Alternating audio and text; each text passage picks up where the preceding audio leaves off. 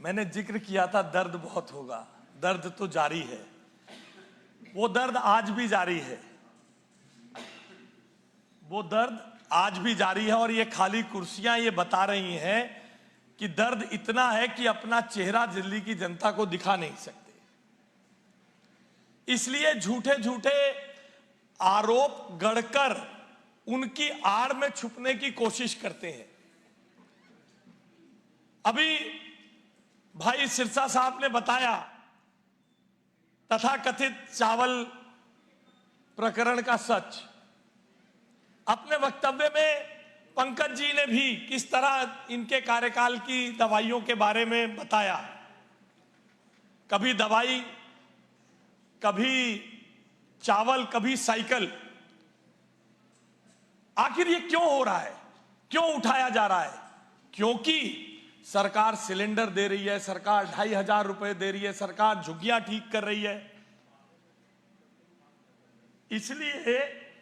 इसलिए जो लोग बार बार पूछते थे बताओ कब 2500 रुपए दोगे, कब सिलेंडर दोगे, झुग्गी क्यों गिरा रहे हो, अब उनके जवाब नहीं सुन सकते, उनके आकाओं को उन्हें जवाब देना है। इसलिए अध्यक्ष जी मैं ये बात कहता नहीं, क्योंकि मैंने तय किया था कि मेरे विभाग के संदर्भ में जो ये टिप्पणी कर रहे हैं, मैं ऐसे इररिलेवेंट लोगों को, अगर 5 साल बाद ये लोग रेलेवेंट रहेंगे तो इनकी बातों का जवाब देंगे।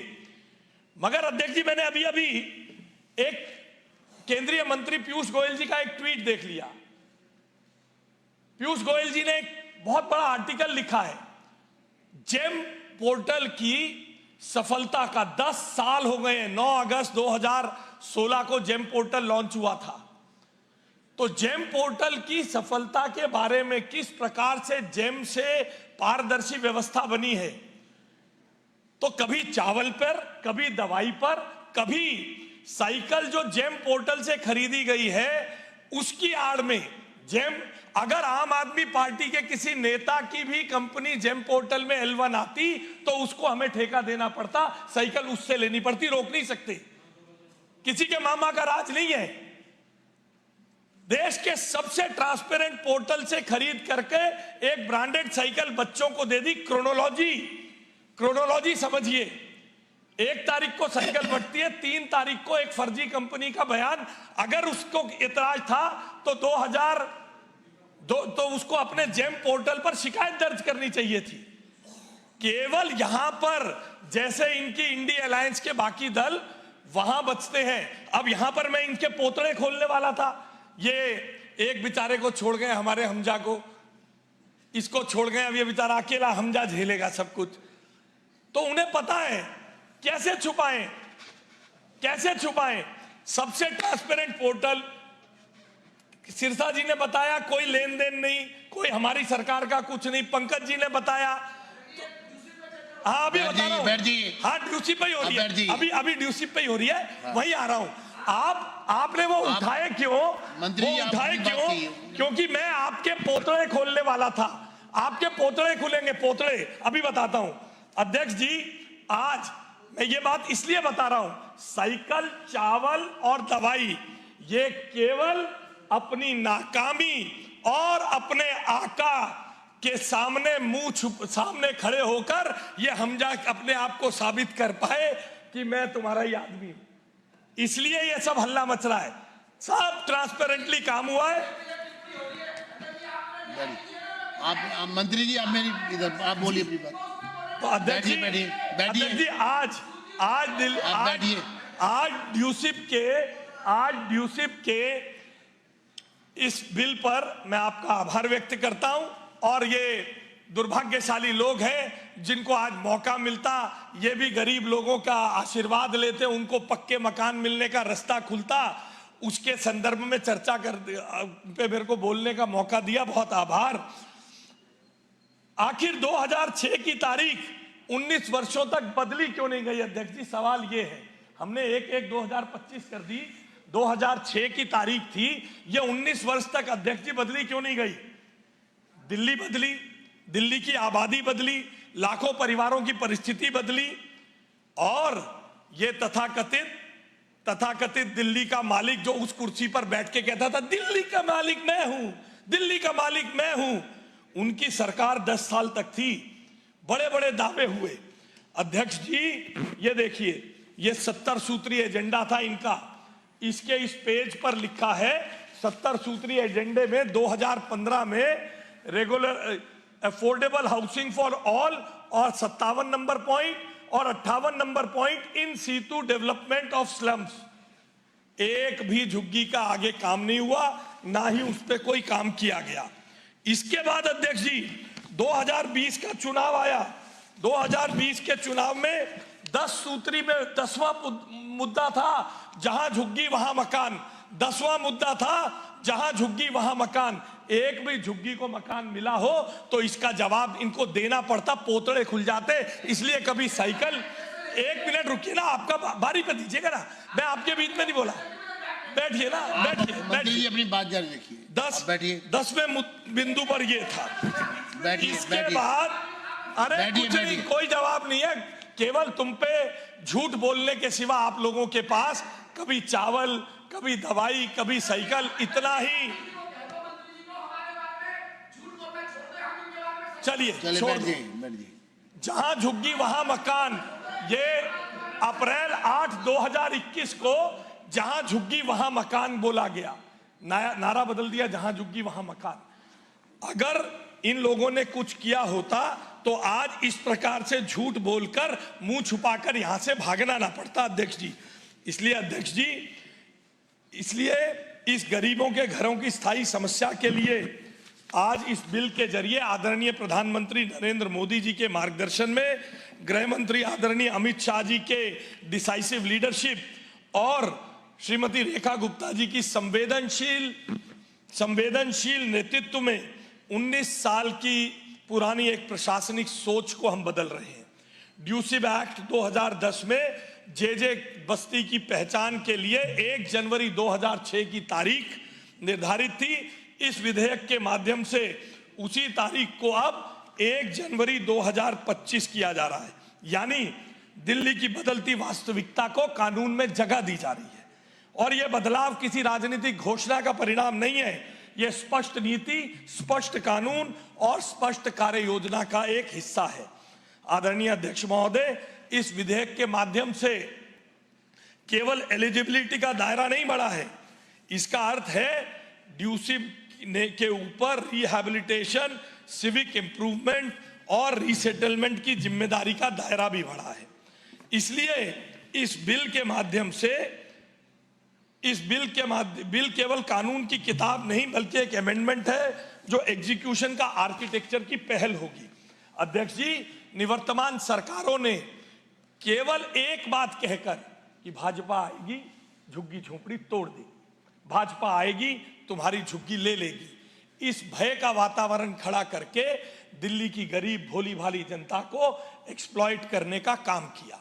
कानून में कोई बदलाव नहीं हुआ, ना झुग्गी वासियों के जीवन में बदलाव करने के लिए काम किया गया। अगर किया होता तो मेरी बात सुनने की हैसियत में सामने बैठते। अध्यक्ष जी, 2014 से 2025-26 में झुग्गी झोपड़ियों पे खर्च किया गया पैसा और बजट अपने आप में इस बात को दिखाता है कि झूठे नारे लगाकर, यहां से मुंह छुपाकर हमारे विपक्ष के लोगों को क्यों भागना पड़ा है। यह बताता है 2014 में 206 करोड़ रुपए खर्च हुए, 2015 में 267, पूरा आंकड़ा पढ़ता रहूंगा अध्यक्ष जी, ज्यादा समय लग जाएगा। सबसे ज्यादा आज तक के इतिहास में पैसा 2025-26 में खर्च हुआ है, 346 करोड़ रुपए 2025-26 में आदरणीय नरेंद्र मोदी जी के मार्गदर्शन में और रेखा गुप्ता जी के नेतृत्व में हमने खर्चा है। वहीं झुग्गी झोपड़ी के टॉयलेट्स में 2014 में मात्र 17 करोड़ रुपए मेंटेनेंस के लिए खर्च गए। 14 से 20 तक मेंटेनेंस का काम भी कैपिटल के पैसे से किया गया, कोई नया झुग्गी क्लस्टर बनाने के लिए पैसा आवंटित नहीं किया गया। आपके माध्यम से मैं पूरे सदन को बताना चाहता हूं, मैं आपके माध्यम से दिल्ली की जनता को बताना चाहता हूं, ड्यूसिब के लिए तीसरे लास्ट क्वार्टर की इंस्टॉलमेंट रात को 12 बजे से 5 मिनट पहले 31 मार्च को देते थे ताकि वो पैसा उन गरीब लोगों के लिए खर्च भी ना हो सके। अगर ये सब कुकर्म ना किए होते तो साइकिल, चावल और दवाई की आड़ में मुंह छुपाना ना पड़ता अपने आकाओं के लिए। इसलिए अध्यक्ष जी 2014-15 में 17 करोड़ रुपए खर्च हुए, 15-16 में 44 करोड़ रुपए और 25-26 में मैं पूरे एक साल का आंकड़ा पढ़ सकता हूं, 25-26 में 76.94 करोड़ रुपए हमने खर्च किए जेएससी पर नए टॉयलेट बनाने और उसकी मेंटेनेंस के लिए। इसलिए मैं कहता हूं, अनिल झा जी के बारे में हमारे साथी कह रहे थे कि ये बिल पढ़े बिना आ गए, जो ये बातें कर रहे हैं कि साहब उनके लिए, अनिल जी हमारी मुख्यमंत्री संवेदनशील नेतृत्व रखती है, हमारे नेता अमित शाह जी डिसाइसिव लीडर है और नरेंद्र मोदी जी सबका साथ सबका विकास की कल्पना के साथ काम करते हैं। हम जानते हैं कि एक गरीब माँ और एक गरीब बहन जहां अपना काम करती है उसके आसपास ही उसके लिए कारोबार और मकान की व्यवस्था होनी चाहिए। हम इन कागजों की तरह जहां झुग्गी वहां मकान, कहीं 70 सूत्री एजेंडा में इन सीतू डेवलपमेंट, ऐसे झूठे कागजों पे बातें नहीं करते। 27 साल बाद हमारी सरकार आई है, मैंने आपसे कहा था बैठिए और जवाब मैं दूंगा। हम इन सीतू डेवलपमेंट ही करके देंगे, उनको अच्छा मकान बनाकर देंगे, वहीं पर देंगे ताकि अपना रोजगार भी वो वहां चला सके। वहां पर हर उस काम के लिए हम अंत्योदय की सोच के साथ, मुख्यमंत्री रेखा गुप्ता जी ने जो प्रधानमंत्री जी के मार्गदर्शन में अटल कैंटीन की पहल को आगे बढ़ाया है, ये भी उसी सोच का परिणाम है। जे क्लस्टर के गरीब बस्तियों के झुग्गी वासियों को पौष्टिक भोजन उपलब्ध कराने के लिए अटल कैंटीन की व्यवस्था की, क्योंकि वो अंत्योदय का अर्थ ये नहीं है कि केवल हम गरीबों को मकान दें। अंत्योदय का अर्थ केवल हमारी नजरों में ये नहीं है कि गरीबों को मकान मिले, घर मिले, भोजन मिले, स्वास्थ्य मिले, शिक्षा मिले, साइकिल मिले और सम्मान भी मिले। ये सब हमारे लिए अंत्योदय की पहचान है और आगे बढ़ने का अवसर देना। इसलिए इसी इंटीग्रेटेड मॉडल के साथ हम डेट भी बढ़ा रहे हैं और इसी इंटीग्रेटेड मॉडल को इंप्लीमेंट करने की व्यवस्था और कार्यक्षमता भी ड्यूसिप के साथ विकसित करके इनको वहीं रहने की जगह हम देंगे। आदरणीय अध्यक्ष जी, अंत में मैं केवल इतना कहना चाहता हूं, सरकार ने 2,500 रुपए दिए, सरकार ने सिलेंडर दे दिए। इतना बड़ा 1.25 साल के अंदर, एक साल 5 महीने के अंदर इतना बड़ा परिवर्तन हम अपने एक्ट में कर रहे हैं। हम इतने सारे परिवर्तन कर रहे हैं जिसकी मैंने पहले भी अपने वक्तव्य में कहा, दर्द तो होगा ही। और इसी तरीके से वो दर्द हुआ, वो रवि जी अभी यहां नहीं है, मैंने पिछली बार भी कहा था, 1 तारीख को हमने साइकिल दी, 3 तारीख को जाकर एक झूठी कंप्लेंट ले आए जिसने कभी जेम पर कंप्लेंट भी नहीं की, ताकि सरकार के अच्छे काम। एक पुरानी पिक्चर थी, आपने देखी होगी कुलवंत जी जरूर, चश्मे बद्दूर। उसमें सुपर रिन के विज्ञापन पे एक कहानी कहते हैं माननीय अध्यक्ष जी, वो एक आदमी जाता है सफेद कमीज में, कहता है तेरी कमीज मेरी कमीज से सफेद कैसे, कहने लगे पान थूक दे, पुह तेरी भी गंदी कर दी। तो इस प्रकार से तो ये सामने भ्रष्ट लोगों के, इनकी भ्रष्टता के कारण ही दिल्ली की जनता ने इन्हें उतारा है कुर्सी से। इन्होंने एक के साथ एक बोतल फ्री दी, हमने 9वीं क्लास की हर बेटी को साइकिल दी। इन्होंने एक के साथ एक बोतल फ्री दी, हमने हर बहन को दिवाली होली के सिलेंडर का वादा पूरा किया। इन्होंने नवंबर 21 में घोषणा की और जुलाई में आकर पहली किस्त 1,000 रुपए देने की कोशिश की। हमने 2,500 का रास्ता इसी रक्षाबंधन पे खोल दिया है हमने। अरे ये आप बोलिए, ये आप बैठिए,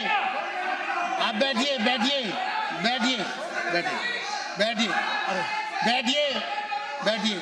आप अब मंत्री जी, आप अपनी बात जानिए। अरे कोई बात नहीं, कोई बात नहीं, अरे भाई साहब कोई बात नहीं, अगर 2 लाख से ज्यादा, भाई गॉड की कसम है ना विधायक जी, भाई गॉड की कसम है ना, छोड़ दोगे ना, छोड़ दोगे ना अध्यक्ष जी, मैं केवल देखो उनको ध्यान मत दीजिए। ये मैं तो पहले ही कह रहा था, दर्द तो होगा ही।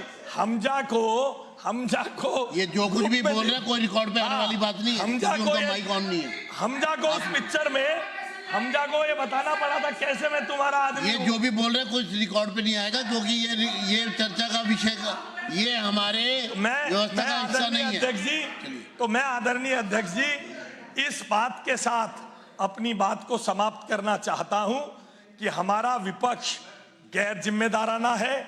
2500 जब मिलने थे, माननीय मुख्यमंत्री जी ने अपना स्टेटमेंट देना था, सुनने की ताब नहीं थी, इनके प्रश्नों के उत्तर मिलते छोड़कर भाग गए। आज जब दिल्ली के इतिहास में, आप कल्पना करके देखिए, आज ये लोग इसको हल्का करके दिखाने की कोशिश कर रहे हैं। 19 साल जो झुग्गी बनी, आज तक उसको कभी मकान नहीं मिलता। कैसे जमीन खाली हो जाती, कैसे जीवन में परिवर्तन आ जाता। आज जब उसके बारे में चर्चा थी तो कभी चावल, कभी दवाई, कभी साइकिल, कभी इसकी आड़ में भागने की कोशिश कर रहे हैं, क्योंकि अच्छी तरह जानते हैं ये चाहते हैं। ये बड़े चतुर और बदमाश लोग हैं, ये क्या करने की कोशिश करते हैं। आप बोलिए। अच्छा, तो ये लोग इस प्रकार की बातें करके अच्छे कामों को रोकना चाहते हैं। ये बड़ी तेज चलने वाली गाड़ियां हैं, ये ऐसे रुकेंगी नहीं। हमजा थम जा। इसे मैं आपका आपको दौरे पड़ रहे हैं क्या बार बार? बैठिए, आप अपनी बात जारी रखिए। मैं आपका बहुत आभार व्यक्त करता हूं कि 19 साल का ये परिवर्तन लाखों लोगों के जीवन में सुधार लाएगा। बहुत बहुत धन्यवाद। अब विधेयक पर खंडवार विचार होगा, clause wise consideration of bill. अब विधेयक पर खंडवार विचार होगा। प्रश्न है कि खंड 2, जिसमें मूल अधिनियम की धारा 2 का संशोधन है, विधेयक का अंग बने। यह प्रस्ताव सदन के सामने है। जो इसके पक्ष में है वे हाँ कहें, जो इसके विरोध में है वे ना कहें। हाँ पक्ष जीता, हाँ पक्ष जीता, प्रस्ताव पारित हुआ।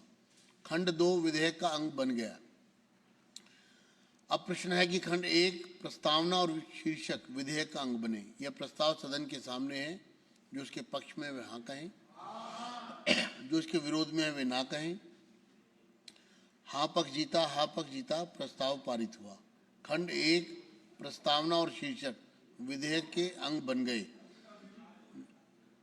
विधेयक को पारित करना, पासिंग ऑफ बिल। अब श्री आशीष सूद, माननीय शहरी विकास मंत्री, प्रस्ताव करेंगे कि दिनांक 10 अगस्त 2026 को सदन में इंट्रोड्यूस किए गए दिल्ली शहरी आश्रय सुधार बोर्ड संशोधन विधेयक 2026 वर्ष 2026 का विधेयक संख्या 10 को पारित किया जाए।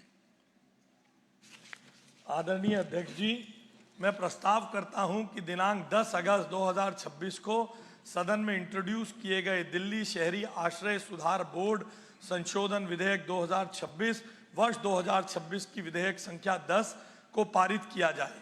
यह प्रस्ताव सदन के सामने है। जो इसके पक्ष में है हाँ कहें, जो इसके विरोध में है वे ना कहें। हाँ पक्ष जीता, हाँ पक्ष जीता, प्रस्ताव पारित हुआ। विधेयक पास हो गया। अब मैं चाहूंगा कि जो प्रस्ताव हमारे श्रीमती रेखा गुप्ता माननीय मुख्यमंत्री द्वारा सदन पटल पर प्रस्तुत निम्नलिखित प्रतिवेदनों पर चर्चा होगी।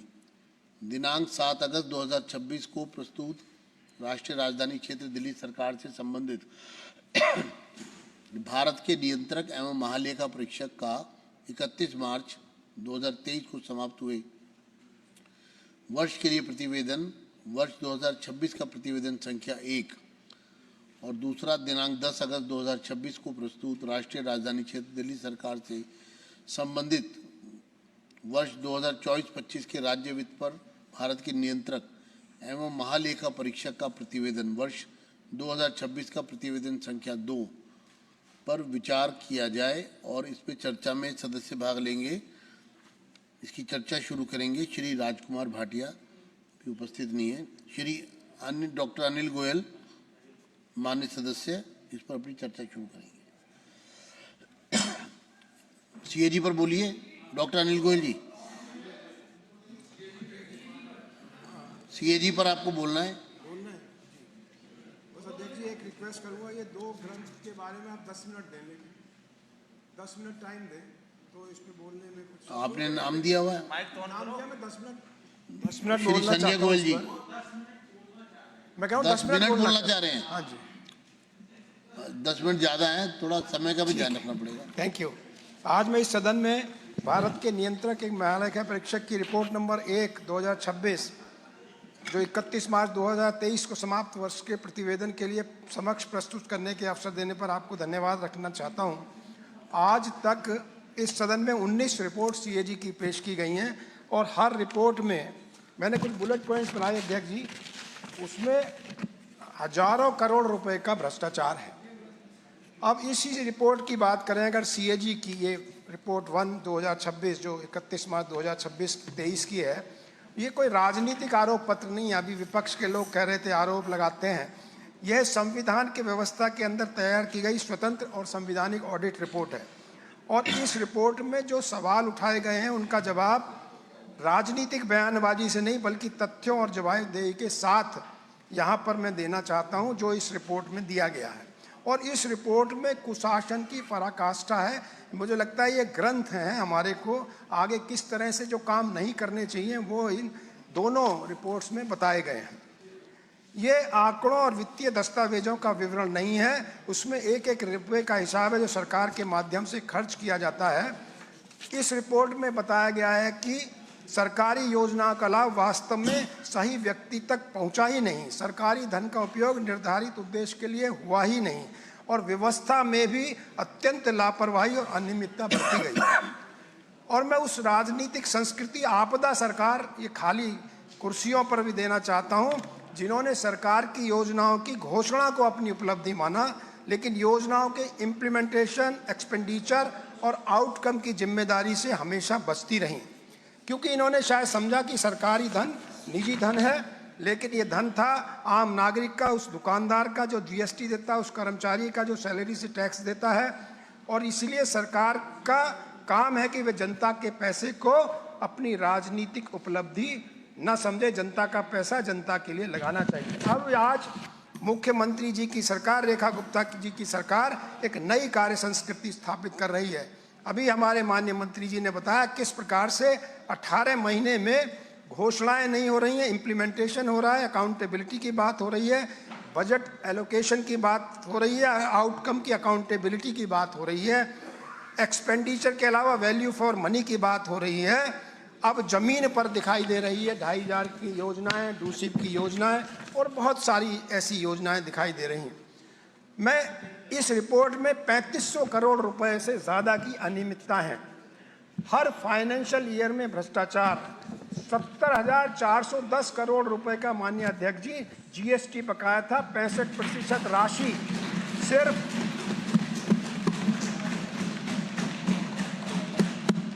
65% राशि 5 साल से ज़्यादा पिछली सरकार ये वसूल ही नहीं कर पाई। ये सीएजी रिपोर्ट बताती है। और ये सब डिपार्टमेंट की साठ गांठ के कारण आप सोचिए, जीएसटी रजिस्ट्रेशन कैंसिल्ड, उसके ई-वे बिल बन गए, 68,680 करोड़ के बिल जनरेट कर दिए गए। और ये बिल सोचिए, जीएसटी रजिस्ट्रेशन के बिल जनरेट करे, जीएसटी को सरकारी खाते में नहीं आया। नॉन फाइलर्स थे 4,076 जिनके 11,635 करोड़ रुपए के बिल जनरेट कर दिए गए। कोई कार्रवाई नहीं हुई। कोई देखने ऐसा लगता था ये भ्रष्टाचार के शासन में, आम आदमी के शासन में कोई देखने वाला नहीं था। काम गलत हो रहा है, उसको देखने वाले भी मंत्रीगण और जनप्रतिनिधि कुछ नहीं कर रहे।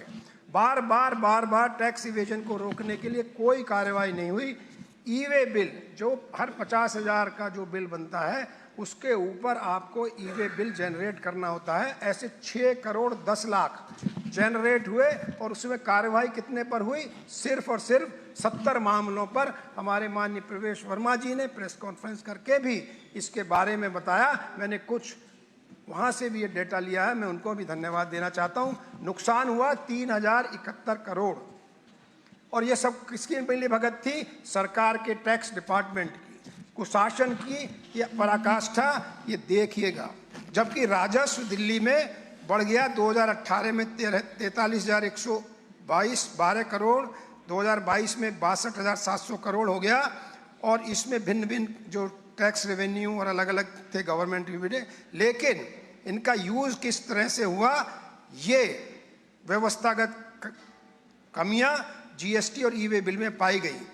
अपात्र करदाताओं को कंपोजिशन स्कीम के तहत बने रहना, शून्य या बिना जीएसटी रिटर्न दाखिल करे ई वे बिल बनाना, एक ही चालान पर कई बिल, एक चालान पर एक बिल बनता है, ये और तथा रद्द किए गए करदाता द्वारा लेन देन करना शामिल है, जैसे मैंने बताया। और इसकी बहुत सारी डिटेल्स, सिर्फ ये टेस्ट चेक है, ये जो हमारा रिपोर्ट है, this is only test check. ये पूरा डिटेल अगर जाएंगे तो जैसे मैंने बताया, इतने हजारों करोड़ रुपए का नुकसान दिल्ली की सरकार ने, पुरानी सरकार ने, आपदा सरकार ने दिल्ली की जनता के साथ फ्रॉड किया, ये बताता है। ई वे बिल जारी होने के बावजूद करदाताओं ने शून्य रिटर्न फाइल कर दिया, कोई देखने वाला नहीं। निरस्त करदाताओं ने ई वे बिल तैयार कर दिया, इनवॉइस तैयार कर दी, कैंसिल रजिस्ट्रेशन किए गए।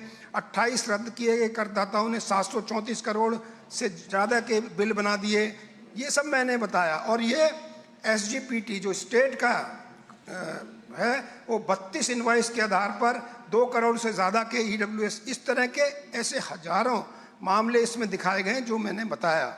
इसके अलावा और सब विभाग, कोई ऐसा नहीं है कोई विभाग छूटा हो। जीएसटी और ई वे बिल की तो मैंने एक बात की, हर दूसरे विभाग में अनियमितताएं, आर्थिक, सामाजिक और सामान्य क्षेत्र के 49 डिपार्टमेंट में 784 लेखा परीक्षण योग्य। एक मिनट रुकिए, सदन की का समय 1 घंटे के लिए बढ़ाया जाता है। इकाइयों के 240 का ऑडिट किया गया इस ऑडिट रिपोर्ट में, जो विभिन्न विभागों की अनियमितताएं। आप सोचिए, जो प्रॉपर्टी का रजिस्ट्रेशन होता है, इंडस्ट्रियल भूमि का कृषि दरों के इस्तेमाल के का स्टैम्प ड्यूटी लगाकर 2 करोड़ की स्टैम्प ड्यूटी का पंजीकरण शुल्क का लॉस हुआ। इसी तरह डीएससी में तो और अति हो गई, रिक्त जगह नहीं थी जूनियर इंजीनियर की, इन्होंने 1 करोड़ से ज़्यादा रुपया सिर्फ एडवर्टाइजमेंट में वेस्ट कर दिया। पीडब्ल्यूडी ने 5.63 करोड़ जो बच सकते थे वो बच कर दिया। और डीटीसी ने तो हद कर दिया, एम्प्लॉयमेंट प्रोविडेंट फंड ट्रस्ट को 5.5 करोड़ के ब्याज का नुकसान किया। ऐसे ही दिल्ली जल बोर्ड, मतलब कोई ऐसा डिपार्टमेंट नहीं है। डीएसआईडीसी 29.545 करोड़। बपरौला में फैशन हब के लिए जमीन ली गई, ये ली गई 1993 में जब भाजपा की सरकार थी। वो जमीन आज तक यूज नहीं हुई, लेकिन उस पर बिना मतलब का 29.45 करोड़ का व्यय कर दिया गया। ऐसी इस पिछली सरकार ने किया। अब अगर बिजली सब्सिडी पर आए तो ये भी बहुत बड़ा इशू है, जिसके बारे में इस रिपोर्ट में बताया गया। 50,000 कंज्यूमर्स का जीरो बिल, जिनमें सब्सिडी के लिए दे दिए गए 17 करोड़ 81 लाख रुपए, जिस घरों में कोई रह ही नहीं रहा था। 90,000 कंज्यूमर्स 6 से 11 महीने बिल जीरो, लेकिन 118 करोड़ 88 लाख रुपए सब्सिडी में दे दिए गए, जहां पर वो बिजली का चल ही नहीं रहे थे। बिजली सब और भी इस ऑडिट में पाया गया कि सब्सिडी पर खर्च 2019-20 में 2,405 से बढ़कर 3,161 करोड़ हो गया। इसीलिए जो सीएजी की रिपोर्ट 2 है, उसमें भी यह बताया गया कि उनका पैसा कैपिटल एक्सपेंडिचर में कम होता गया और सब्सिडी में, और इस तरह की सब्सिडी में बढ़ता चला गया। 1 लाख और लोग, जिसमें टोटल 42 करोड़ थे, बिना किसी पावर कंजम्पशन के सब्सिडी खाते में दिखा दिए गए। ये सीएजी रिपोर्ट बताती है। ये भी बताती है कि ज़रूरतमंद और वंचित वर्ग को लक्षित नहीं किया गया और इसका लाभ लगभग पूरे घरेलू उपभोक्ता आधार को दिया गया। और इन भारी अनियमितता, इन भारी रिपोर्टों के आधार पर सरकारी धन का दुरुपयोग का गंभीर आरोप है और इस जांच समिति को, पीएसी को सौंपा जाए, इसकी एक्शन टेकन रिपोर्ट दिया जाए। जैसा कि हम सब जानते हैं कि 200 यूनिट 201 से 400 यूनिट तक 50% मिलता है। अकेले बिजली सब्सिडी का टोटल सब्सिडी में मिलाकर 70% से ज़्यादा पिछली सरकार के दौरान कहा गया है।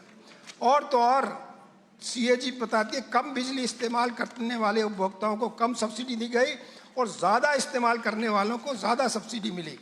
4 वित्तीय वर्ष की अवधियों में 0 to 200 यूनिट प्रति माह को 30 लाख से ज़्यादा उपभोक्ताओं को 6,000 रुपये प्रति वर्ष की सब्सिडी मिली, जबकि 200 यूनिट से ज़्यादा उपयोग करने वालों को 10,000 से ज़्यादा सब्सिडी मिली। 10 मिनट बोला था, हो गए नहीं ना, बस शॉर्ट, तो शॉर्ट करता हूँ। शॉर्ट नहीं, इसको फिनिश करिए। इसमें इसका मैं सरकार से आग्रह करता हूं कि ऑडिट ऑब्जर्वेशन पर विभागवार एक्शन टेकन रिपोर्ट तैयार किया जाए। वित्तीय अनियमितता का जहां नुकसान है वहां जिम्मेदारी उन अफसरों की भी और रिकवरी की भी सुनिश्चित की जाए। जहां प्रोसीजरल लैप्स हुआ है वहां भविष्य में ऐसी गलती ना हो, इससे सिस्टम को मजबूत किया जाए और पूरी प्रक्रिया को टाइम बाउंड समयबद्ध किया जाए, क्योंकि वर्षों तक ऑडिट ऑब्जेक्शन पड़े रहना भी एक तरह का एडमिनिस्ट्रेटिव फेलियर है। और माननीय मुख्यमंत्री रेखा गुप्ता जी का स्पष्ट संदेश है कि दिल्ली में अब चलता है कि व्यवस्था नहीं चलेगी। जनता का खर्च का पैसा होगा तो उसका हिसाब होगा, सरकारी योजना बनेगी तो उसका आउटकम होगा। मैं अपनी मुख्यमंत्री जी को नमन करता हूं, धन्यवाद देता हूं, बधाई देता हूं कि सब व्यवस्थाओं में ट्रांसपेरेंसी आ रही है, अकाउंटेबिलिटी तय हो रही है और ये सरकार पैसा गरीब का है, जहां पहुंचना है वहां पहुंचा रही है। यही सुशासन है, यही फाइनेंशियल डिसिप्लिन है, अकाउंटेबिलिटी है। ये व्यवस्था को बदल रहे हैं, ये सुशासन गरीब कल्याण की सरकार है, जहां एक एक पैसे का हिसाब ईमानदारी के साथ हो रहा है।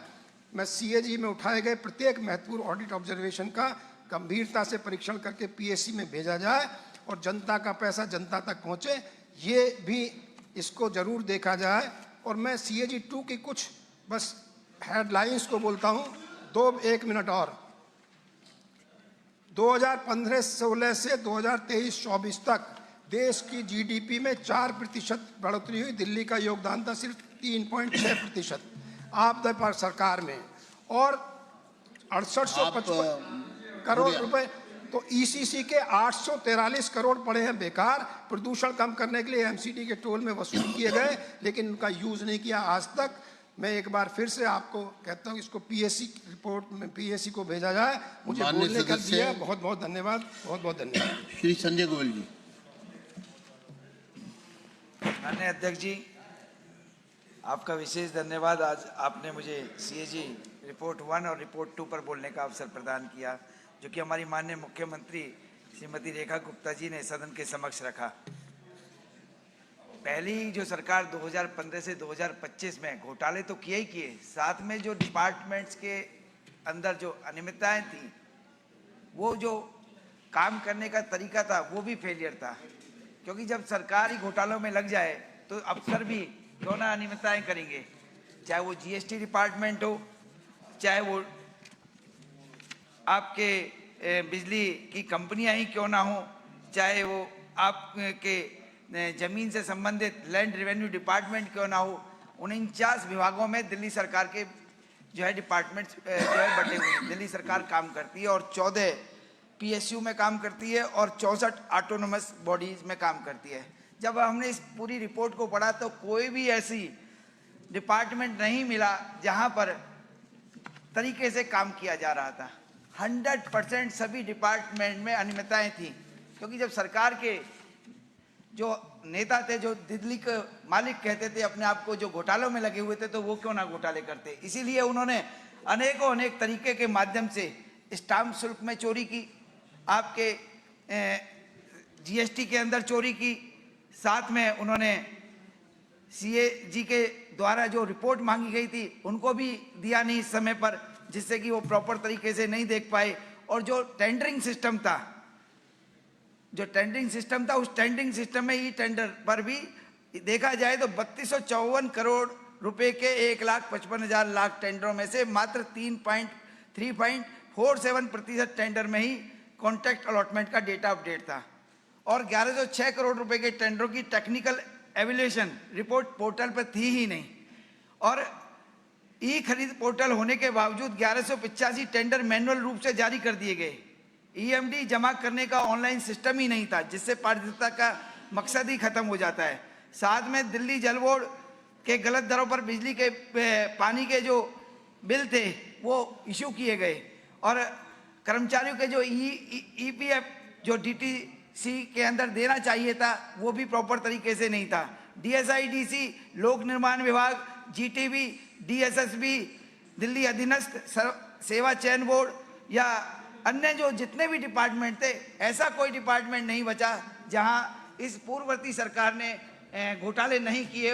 और साथ में ही प्रतिवेदन 2 की बात करें हम, क्योंकि सीएजी में जैसा कि ये पूरी दिल्ली सरकार जो पहले की थी वो केंद्र सरकार के ऊपर डिपेंड थी, और केंद्र सरकार के बजट से ही चल रही थी, ऐसा प्रतीत होता ही नहीं था ही, क्योंकि जितने भी आप देख सकते हैं पूरे दिल्ली का जो डेवलपमेंट किया, चाहे ईस्टर्न पेरीफेरल हो या वेस्टर्न पेरीफेरल हो या दिल्ली की जो सड़कें हों, ये सारा का सारा केंद्र सरकार के माध्यम से किया गया था। और सीएजी में कहा गया था 2015 से 2025 के दौरान दिल्ली की प्रति व्यक्ति जो जीएसडीपी की वार्षिक दर 6.39% रही, जबकि देश की जीडीपी 8.14% रही, और देश की आर्थिक राजधानी बनने की क्षमता रखने वाला क्षेत्र माना जाता है, आर्थिक गति और औसत से पीछे चली गई।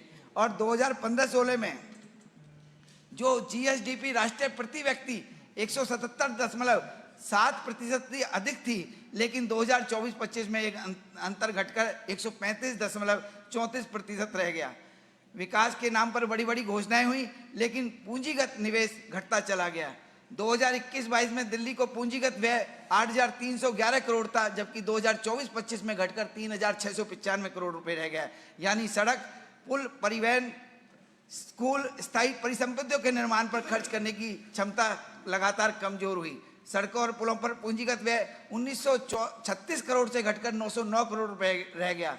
सड़क परिवहन पर खर्च 1448 करोड़ से घटकर 390 करोड़ रुपए रह गया। शिक्षा, खेल और संस्कृति के अंतर्गत सामान्य शिक्षा पर पूंजीगत व्यय 637.47 करोड़ से घटकर 263 करोड़ रह गए। माननीय अध्यक्ष जी, यही उस सोच का प्रमाण है जिसमें नई सड़क, नया पुल, नया स्कूल, नई सार्वजनिक संपत्ति बनाने के बजाय राजस्व खर्च बढ़ता चला गया। सीएजी से स्पष्ट रूप से पता लगता है कि वेतन, संचालन, सब्सिडी, अन्य प्रतिबद्ध खर्चों ने विकासात्मक और विवेकाधीन खर्च के लिए वित्तीय गुंजाइश सीमित कर दी।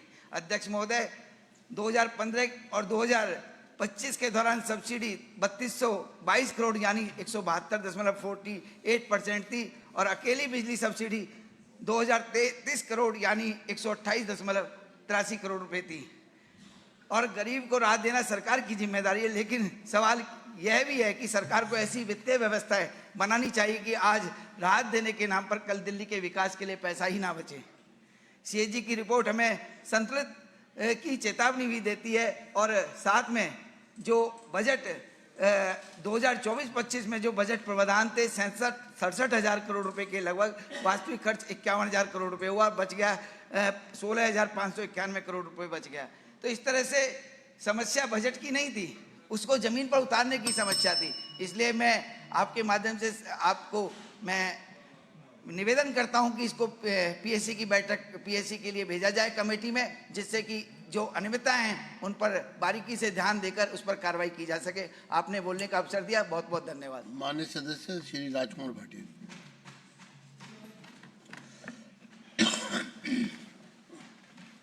आदरणीय अध्यक्ष जी, मैं आपका आभार व्यक्त करता हूं। 31 मार्च 2023 को समाप्त वित्तीय वर्ष की कैग रिपोर्ट पर जो माननीय मुख्यमंत्री जी ने सदन के पटल पर रखी है, उस पर मुझे बोलने का अवसर दिया है। अभी मेरे से पूर्व साथी विधायकों ने हजारों करोड़ रुपए की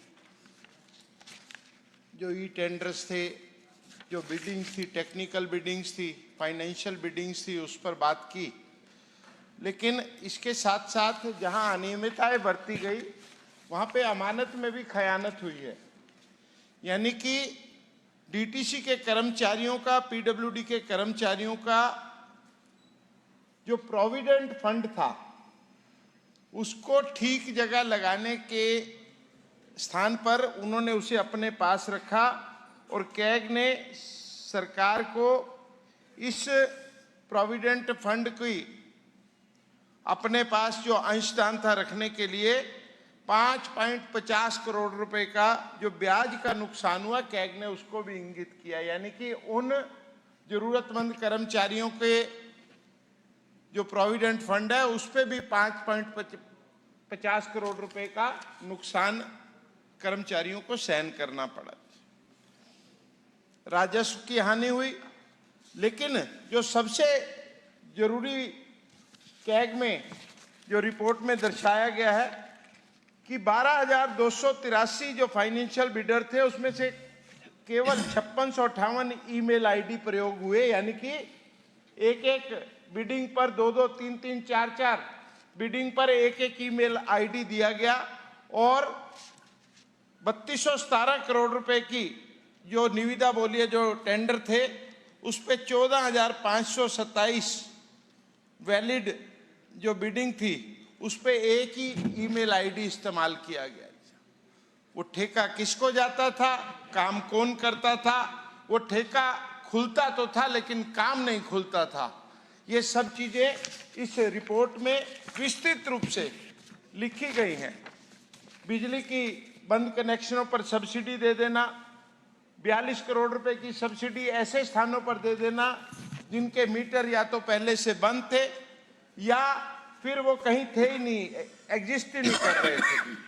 16,60,000 उपभोक्ताओं को प्रति कनेक्शन 10,000 रुपए से अधिक की सब्सिडी दी गई और 0 से 200 यूनिट खपत करने वाले 30 लाख से अधिक उपभोक्ताओं को 6,000 रुपए प्रति कनेक्शन की सब्सिडी पर क्वेश्चन मार्क लगता है। जिस मुफ्त की बात करके दिल्ली की जनता को लूटा गया, उस मुफ्त में भी वो कमाई कर गए हैं। और आज दिल्ली में जिस पानी के बिलों की चर्चा हो रही है और हमारे मुख्यमंत्री जी ने और हमारे जल मंत्री जी ने जो स्कीम लाकर दिल्ली की जनता को रिलीफ देने का काम किया है, इस कैग की रिपोर्ट में स्पष्ट लिखा हुआ है और आगे भी वो जल बोर्ड की रिपोर्ट भी आने वाली है कि वो पाप है जो केजरीवाल सरकार ने यहां पर किया। उस पाप का भ्रम कल मुख्यमंत्री जी ने इंगित किया था कि वो दिल्ली का भट्ठा बिठा कर गए हैं, हम आज उस दिल्ली को उठाने में लगे हुए हैं। इस कैग की रिपोर्ट में स्पष्ट रूप से लिखा गया है।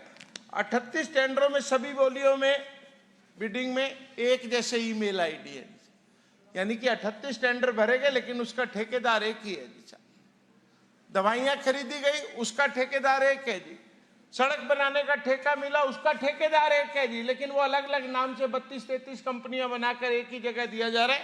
ये सारी रिपोर्ट में यहाँ पर इंगित किया गया है।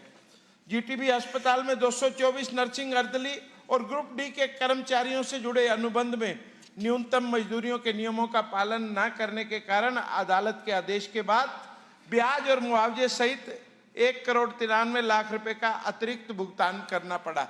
यानी कि सरकार ने पैसा देना है, सरकार पैसा नहीं दे रही लेकिन उसके लिए एडिशनल पेमेंट करने की जरूरत आन पड़ी। इसका मतलब उस समय नीति और नियत में एक खोट चल रहा था। नीति तो कहीं थी नहीं लेकिन नियत में भी खोट चल रहा था। अभी हमारे विपक्ष के साथी यहाँ पर नहीं बैठे हैं क्योंकि उनका इस रिपोर्ट को सुनने में कोई इंटरेस्ट नहीं था। उनको ये रिपोर्ट सुननी नहीं थी क्योंकि ये उनकी कारगुजारियों का कच्चा चिट्ठा, जिसको कैग जो भारत की सबसे बड़ी संस्था है उसने इंगित करते हुए सदन के समक्ष रखा है। और मेरा माननीय मुख्यमंत्री जी आपसे अनुरोध है, ये कैग की रिपोर्ट को यहाँ पर विधानसभा कार्यालय से भी बहुत एक्सपर्ट लोग बैठते हैं। अध्यक्ष जी, आपके माध्यम से मैं अनुरोध करना चाहूंगा कि कैग की रिपोर्ट को डिले करने की जो सजा होनी चाहिए वो पिछली सरकारों के मंत्रियों को और मुख्यमंत्री को अवश्य मिलनी चाहिए, क्योंकि कैग की रिपोर्ट को डिले करना भी एक सामाजिक अपराध की श्रेणी में आता है। मैं इतना ही कह के अपनी वाणी को विराम देता हूं और इसे रिकमेंडेशन के तुरंत बाद पीएससी को सौंपना चाहिए और इस पर उचित कार्रवाई होनी चाहिए, ऐसी मैं अनुशंसा के साथ अपना प्रस्ताव रखता हूं। माननीय सदस्य श्री अशोक गोयल जी।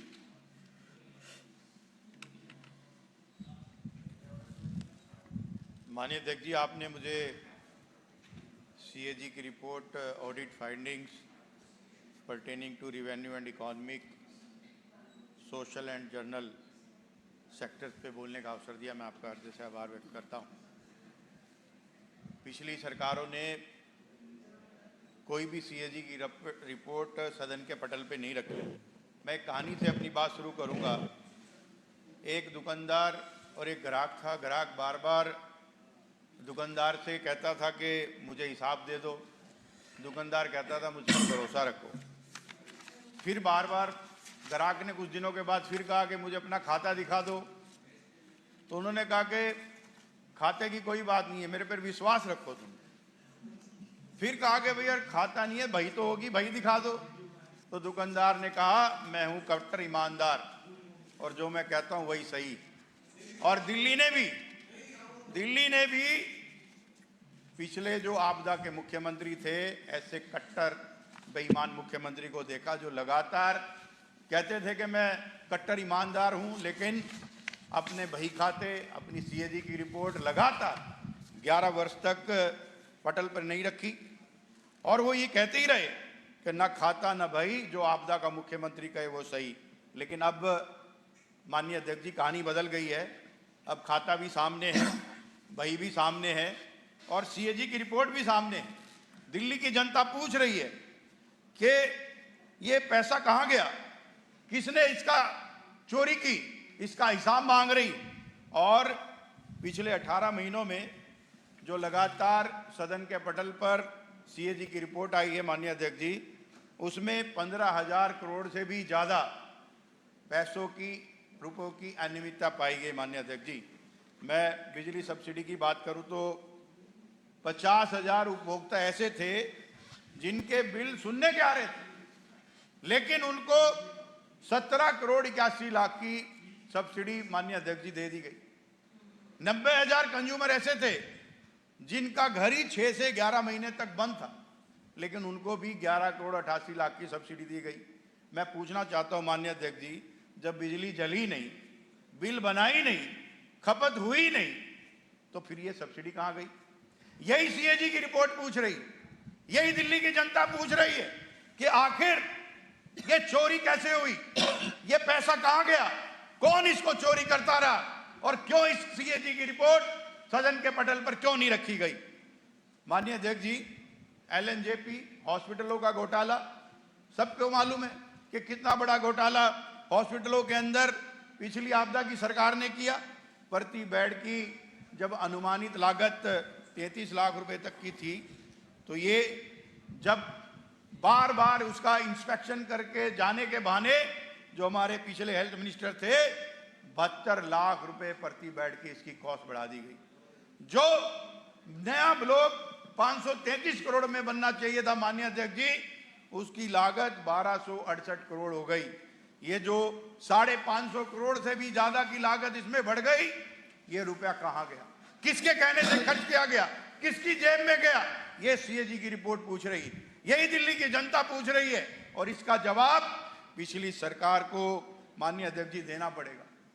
हमारे दिल्ली के अंदर पारदर्शी व्यवस्था है, डिजिटल इकॉनमी है, डिजिटल अभी माननीय मंत्री जी ने बताया कि जैम के द्वारा ई टेंडर हो रहे हैं, लेकिन 1185 टेंडरों को मैनुअल टेंडर कर दिया गया। नियमों को धत्ता बताते हुए अपने ताक पर रखकर 1185 टेंडर्स को मैनुअल कर दिया गया और जब उनकी जांच हुई माननीय अध्यक्ष जी, मात्र 36 फाइलें मिली है, 3%।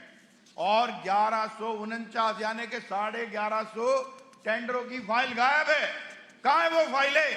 आज वो आपदा के मुख्यमंत्री पंजाब में छुपे बैठे हैं, गोवा में छुपे बैठे हैं, वहां पर पैसे का हिसाब कर रहे हैं।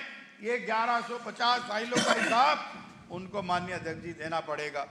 जीएसटी को लेकर सीएजी की रिपोर्ट भी चीख चीख के कह रही है कि 70,410 करोड़ रुपए का राजस्व पिछले कई वर्षों से बकाया था और उसमें से 46,037 करोड़ रुपए तो 5 वर्षों से बकाया था, लेकिन उसके ऊपर किसी तरह की पिछली सरकार ने कोई कार्रवाई नहीं की और 8,334 कारोबारी ऐसे थे माननीय अध्यक्ष जी जिनका जीएसटी रद्द कर दिया गया, लेकिन उसके बावजूद वो ई वे बिल बनाते रहे, जीएसटी की चोरी करते रहे, उनको रोकने वाला कोई नहीं था।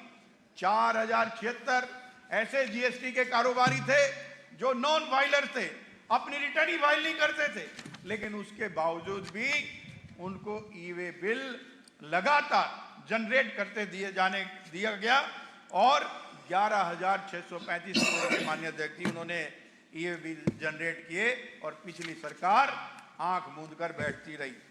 पिछले इस पीरियड के अंदर 6 करोड़ 10 लाख ई वे बिल जनरेट किए गए। मात्र 0.10% ई वे बिल की जांच की गई और उसमें से भी 3,071 करोड़ के टर्नओवर का मिसमैच किया गया और उसके ऊपर कोई कार्रवाई नहीं हुई। माननीय अध्यक्ष जी, आज चाहे वो बिजली सब्सिडी हो, चाहे वो एलएनजेपी हॉस्पिटल का मसला हो, चाहे वो मैनुअल टेंडर का मसला हो, या ई वे बिल या जीएसटी का मसला हो, या जेई की भर्ती हो, जो कि जेई की भर्ती थी नहीं, उसके लिए भी पैसा खर्च कर दिया गया। हर आंकड़ा माननीय अध्यक्ष जी एक सवाल है और हर सवाल दिल्ली की जनता पूछ रही कि अब दिल्ली में जनता का राज चलेगा, खाता भी खुलेगा, बही भी खुलेगी, हर गड़बड़ी की जांच भी होगी, जनता के पैसे का विश्वास भी होगा, इंसाफ भी होगा और भ्रष्टाचार पर वार भी होगा। माननीय मुख्यमंत्री रेखा गुप्ता जी के नेतृत्व में भारतीय जनता पार्टी की सरकार दिल्ली की जनता को पिछली आपदा सरकार की असली चेहरा और असली तस्वीर दिखाएगी। और मैं माननीय अध्यक्ष जी आपके माध्यम से ये आग्रह करना चाहता हूं कि इन बहरूपियों पर, इन भ्रष्टाचारियों पर, जिन्होंने दिल्ली की जनता की गाड़ी कमाई को लूटा है, इनके ऊपर सख्त से सख्त कार्रवाई होनी चाहिए। मुझे आपने बोलने का अवसर दिया, बहुत बहुत धन्यवाद। माननीय मुख्यमंत्री श्रीमती रेखा गुप्ता जी।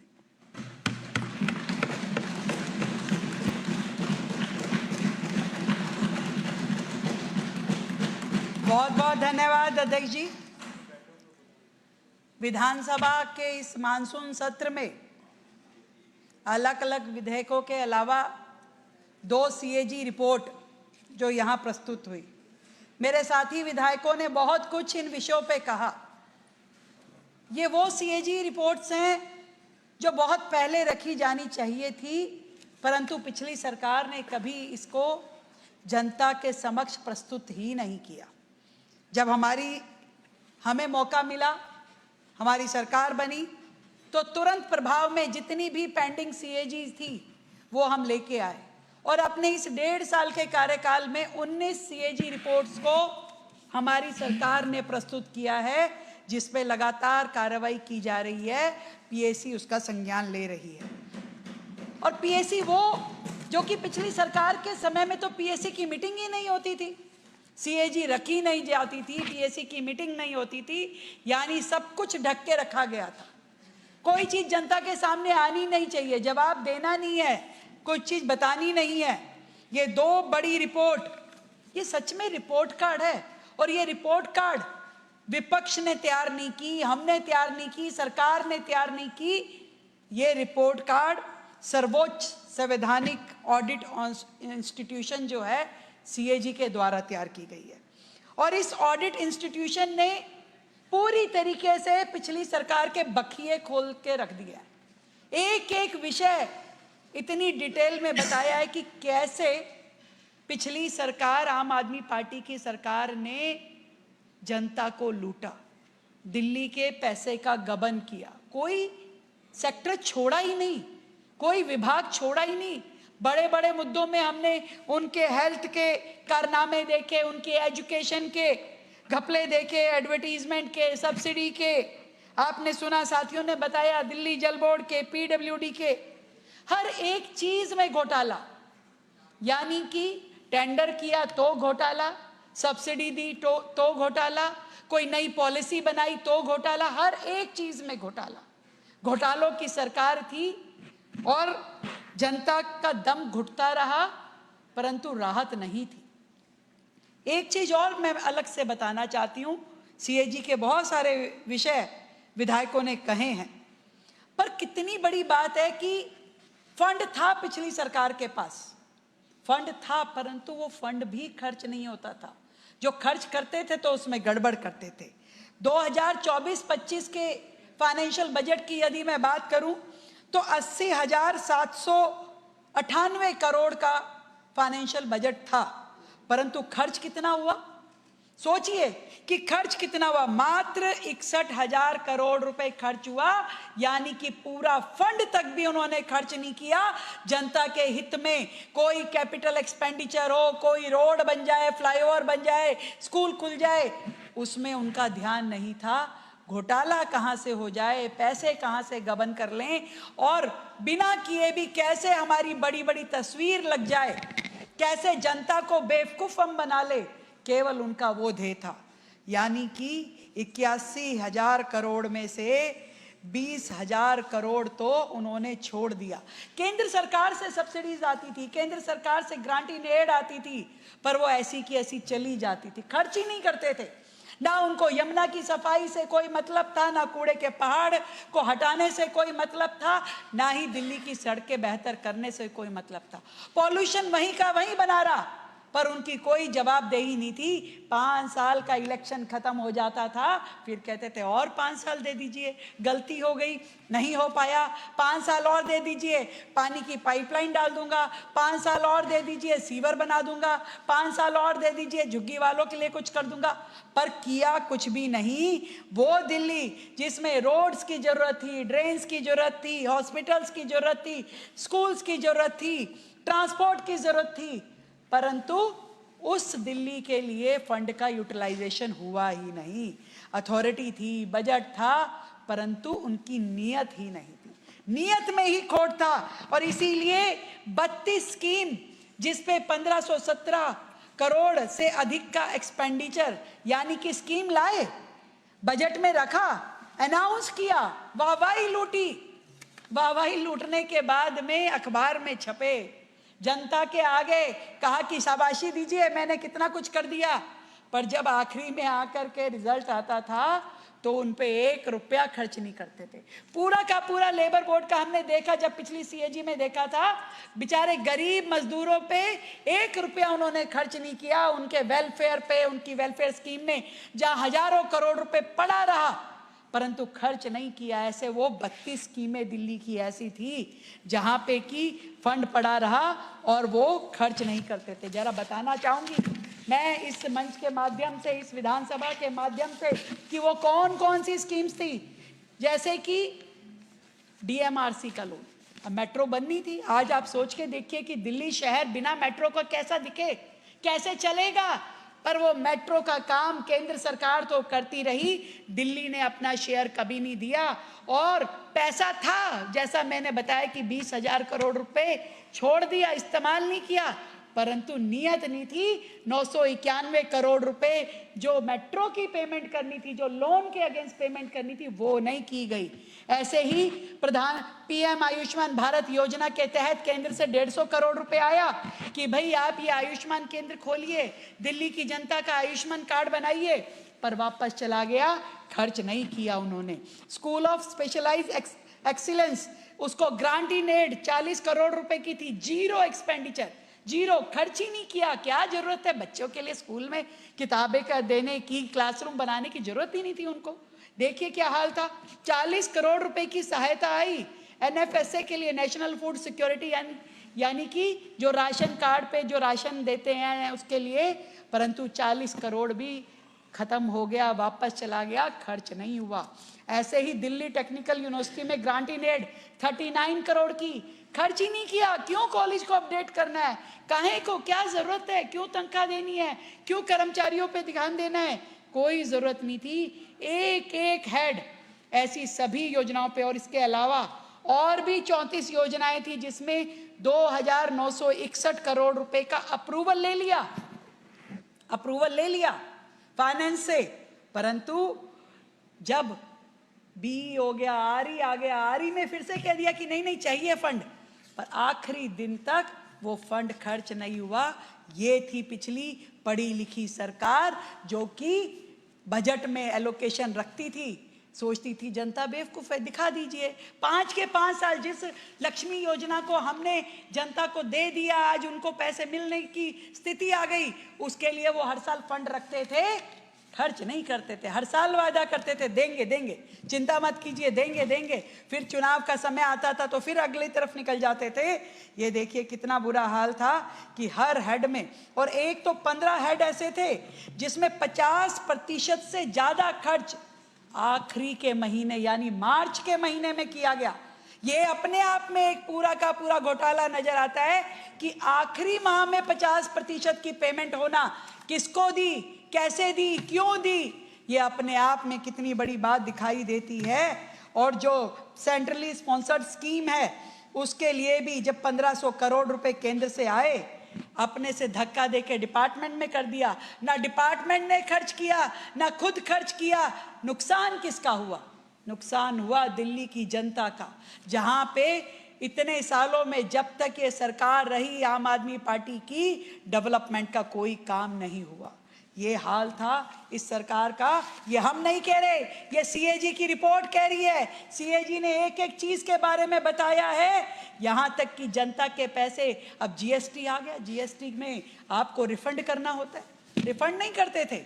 रिफंड का भी डाटा मैं बताना चाहूंगी कि जनता के पैसे लेके बैठ जाते थे, तरसाते थे, उनको भुनाते थे।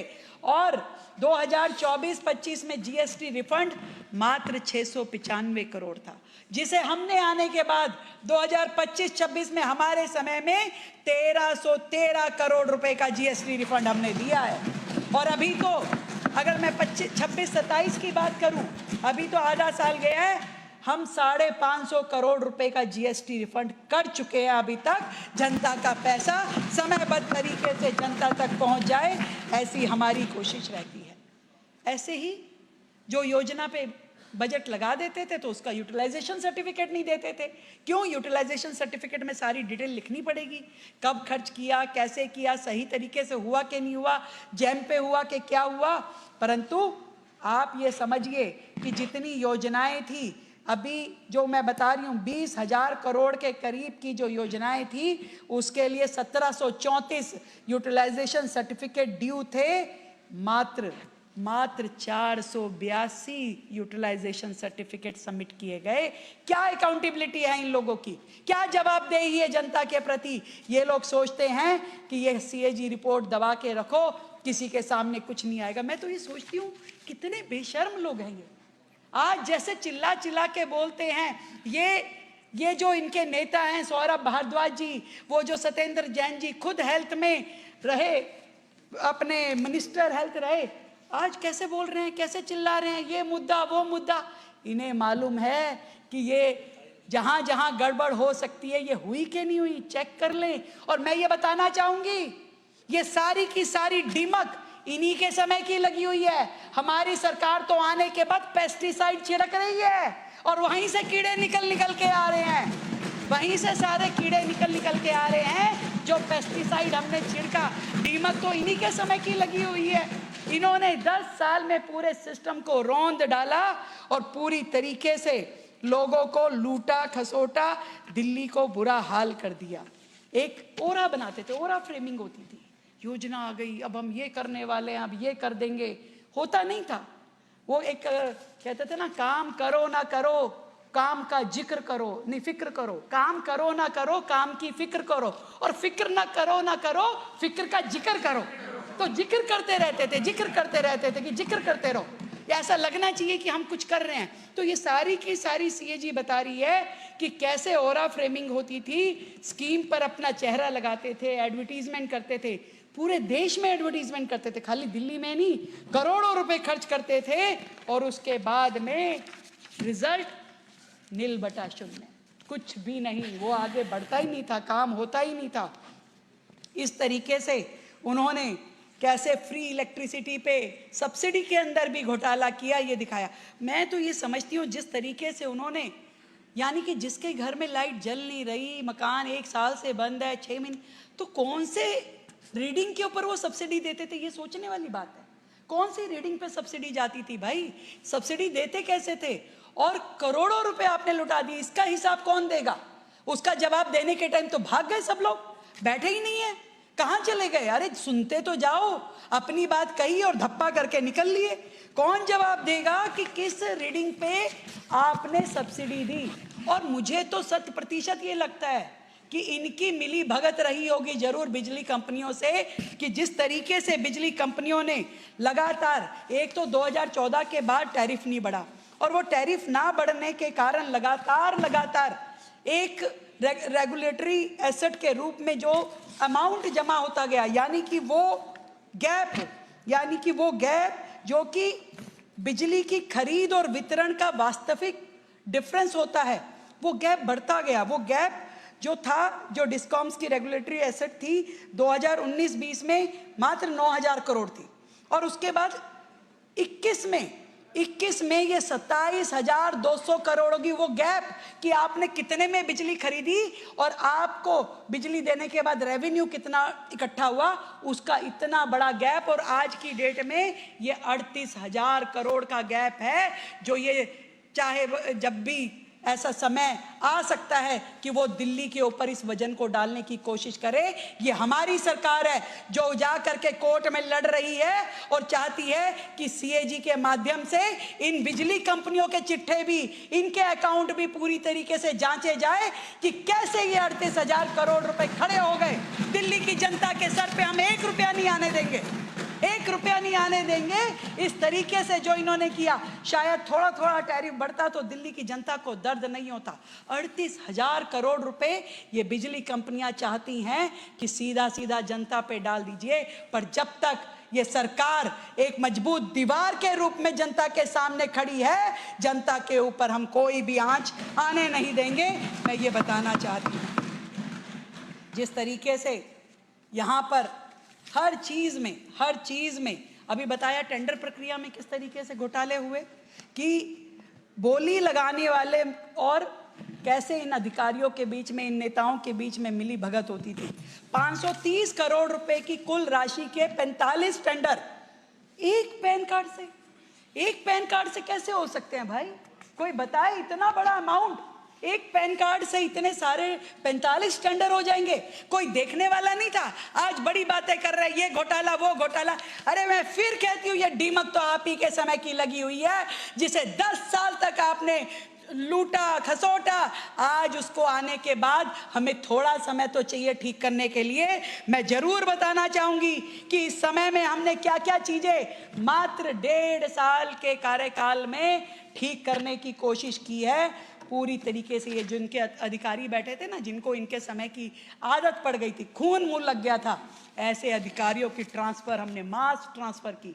जिस हेल्थ की बात ये कर रहे हैं, जहां पे दवाइयों की खरीद फरोख्त में गड़बड़ दिखाई देती है, वहां पे हमने 40 ऑफिसर्स को एक ही दिन में इस प्रोक्योरमेंट सेल से तुरंत वहां से ट्रांसफर किया और 3 लोगों को सस्पेंड किया। ये पूरी दिल्ली जानती है, पूरा देश जानता है। इन्होंने कितने लोगों को किया, मुझे बताइए जरा, जवाब दे। हमने किया सस्पेंड, और आज भी 60 दिन हो जाएंगे। वो तीनों अफसर जो सस्पेंड किए जेल में बैठे हैं, आज भी जेल में बैठे हैं, उनकी जमानत तक नहीं हुई है। हम वो लोग हैं कि गड़बड़ दिखाई दी तो खुद से हमने एक्शन लिया है, इनके जैसे नहीं। इनके समय में भी बहुत सारी एफआईआर हुई थी, पर कहां दब गई, क्या हुआ, कुछ मालूम नहीं है, कहां चली गई। शिकायतें आती थी, दबा ली जाती थी। इनके तो अधिकारी बैठते थे डाक पे, ऐसा अधिकारी के डाक में भी कोई कंप्लेंट आए तो वहीं फाड़ के फेंक दो। डाक से भी नहीं आनी चाहिए, जनता का भी गला घोट दो। उनके सामने सीएजी नहीं आनी चाहिए, किसी को पता नहीं लगना चाहिए।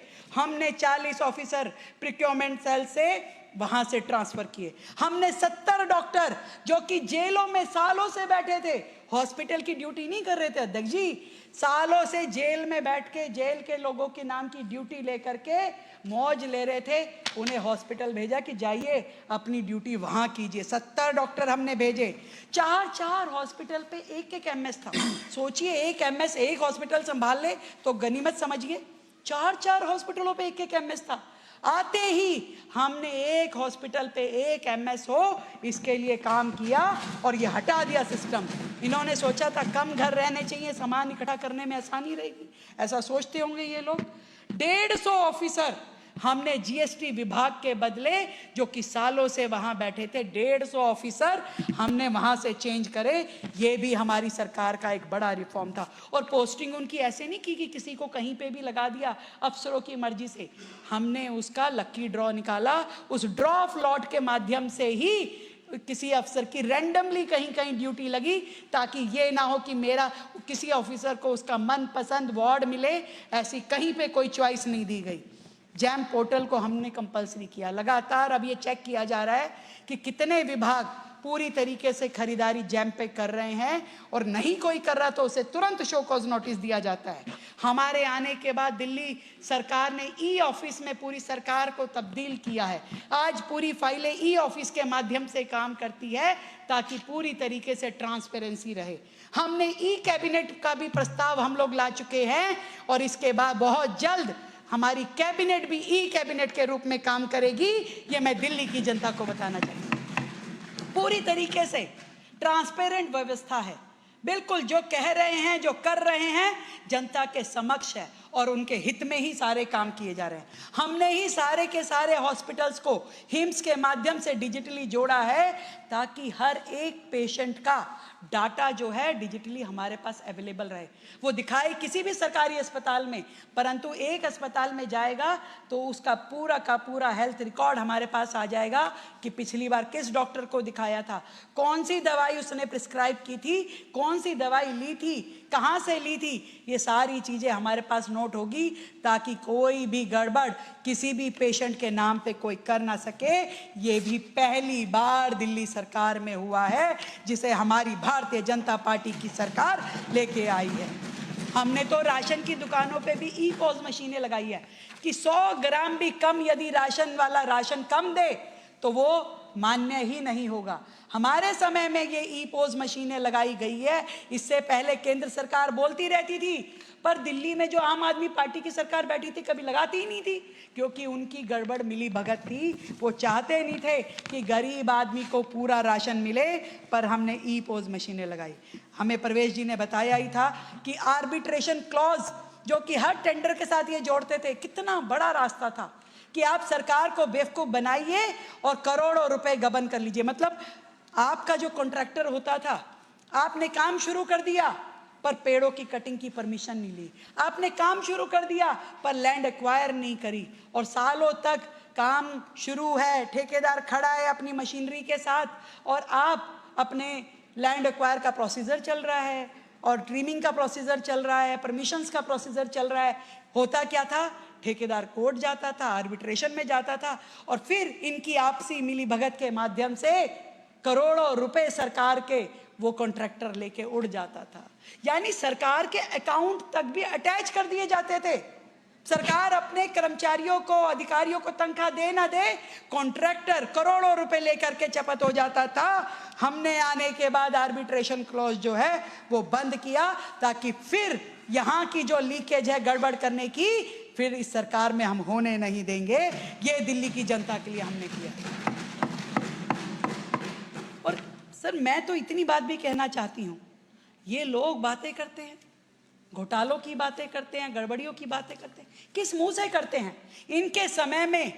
इनके समय में मुख्यमंत्री अपने पास कोई विभाग ही नहीं रखता था। ये अपने आप में एकमात्र सरकार थी, एकमात्र ऐसी सरकार पूरे देश में किसी भी राज्य में जहां मुख्यमंत्री के पास कोई विभाग नहीं था, किसी फाइल पे साइन नहीं करता था, पर सब कुछ करता वो था। वो ये सोचता था कि गड़बड़ हो करूंगा, साइन होंगे तो मैं पकड़ा जाऊंगा। पकड़ा कौन जाए? मंत्री। पकड़ा कौन जाए? ये सत्येंद्र जैन जेल गया, मनीष सिसोदिया जेल गया, और गड़बड़ करते थे। पूरी सरकार गड़बड़ करने में लगी थी, दिल्ली की जनता को नोचने में लगी थी। अब उनको ये नहीं पता था कि काठ की हांडी जितनी मर्जी मजबूत हो, एक ना एक दिन टूटती जरूर है। और ये काठ की हांडी दिल्ली की जनता ने फोड़ी, और दिल्ली की जनता ने जब इनको फोड़ा तो ऐसा दूर जाके पटका है कि दोबारा कभी अगर दिल्ली के नज़दीक आकर भी ये अपना रुख दिखाना चाहेंगे तो भी दिल्ली की जनता इनको नज़दीक नहीं आने देगी। हम लोग आज यहाँ पर जिस CAG रिपोर्ट की बात कर रहे हैं, अध्यक्ष जी, मैं चाहती हूँ कि ये सदन पटल पे रखे गए हमारे सबके विचार है। CAG की रिपोर्ट है, बहुत ही डिटेल में इसमें सारा विषय बताया गया है। कृपया करके इसको संज्ञान लेते हुए इसे आगे बढ़ाया जाए, ताकि ऐसे मुजरिम, ऐसे लोग, ऐसे घोटालेबाज लोग दिल्ली की जनता के साथ जिन्होंने अन्याय किया है, उन्हें सजा मिल पाए। बहुत बहुत धन्यवाद। मान्य सदस्यगण, ये CAG की रिपोर्ट संख्या 1 में मुख्य रूप से वर्ष 2022-23 के दौरान दिल्ली सरकार के विभिन्न विभागों से संबंधित सीएजी की टिप्पणियों का निष्कर्ष शामिल है। इसमें सीएजी रिपोर्ट में जीएसटी विभाग में ई वे बिल प्रणाली की जांच, स्टाम्प शुल्क और पंजीकरण शुल्क में राजस्व हानि, डीएसएसएसबी द्वारा अनावश्यक व्यय, बिजली क्षेत्र में सब्सिडी नीति, जीटीबी हॉस्पिटल से संबंधित जो भुगतान हुए, डीएसआईआईडीसी में जो अनियमितताएं पाई गई, ई प्रोक्योरमेंट प्रणाली में खामियां, पीडब्ल्यूडी लोक निर्माण विभाग, एलएनजेपी अस्पताल के नए ब्लॉक के निर्माण से संबंधित, दिल्ली परिवहन निगम, दिल्ली जल बोर्ड और राज्य वित्त ऑडिट रिपोर्ट वर्ष 2026 की रिपोर्ट संख्या 2, इस पर यहाँ पर चर्चा हुई है। अब ये रिपोर्ट जो है, इन रिपोर्टों को संबंधित विभागों को भेजा जाए ताकि कार्रवाई प्रतिवेदन एक्शन टेकन नोट्स शीघ्र प्राप्त हो सके। तो एक्शन टेकन नोट्स के लिए विभागों को भेजा जा रहा है और साइमल्टेनियसली पब्लिक अकाउंट्स कमेटी उन नोट्स पर फिर अगली कार्रवाई करेगी। अब जो बिल अभी प्रस्तुत किया गया था, विधेयक पर विचार करना, कंसिडरेशन ऑफ बिल 3, दिल्ली शहरी आश्रय सुधार बोर्ड संशोधन विधेयक 2026। श्री आशीष सूद माननीय, एक सेकेंड,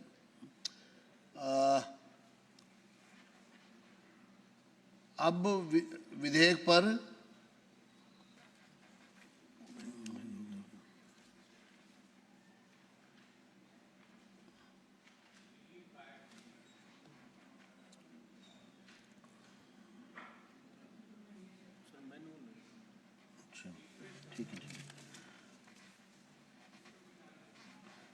अब श्री आशीष सूद माननीय गृह मंत्री प्रस्ताव करेंगे कि आज दिनांक 11 अगस्त 2026 को सदन में इंट्रोड्यूस किए गए दिल्ली अग्निशमन सेवा विधेयक 2026 वर्ष 2026 का विधेयक संख्या 12 पर विचार किया जाए।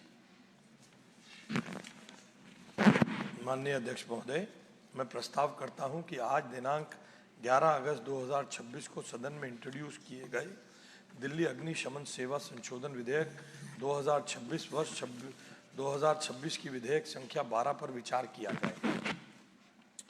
यह प्रस्ताव सदन के सामने है। जो इसके पक्ष में है वे हाँ कहें, जो इसके विरोध में है वे ना कहें।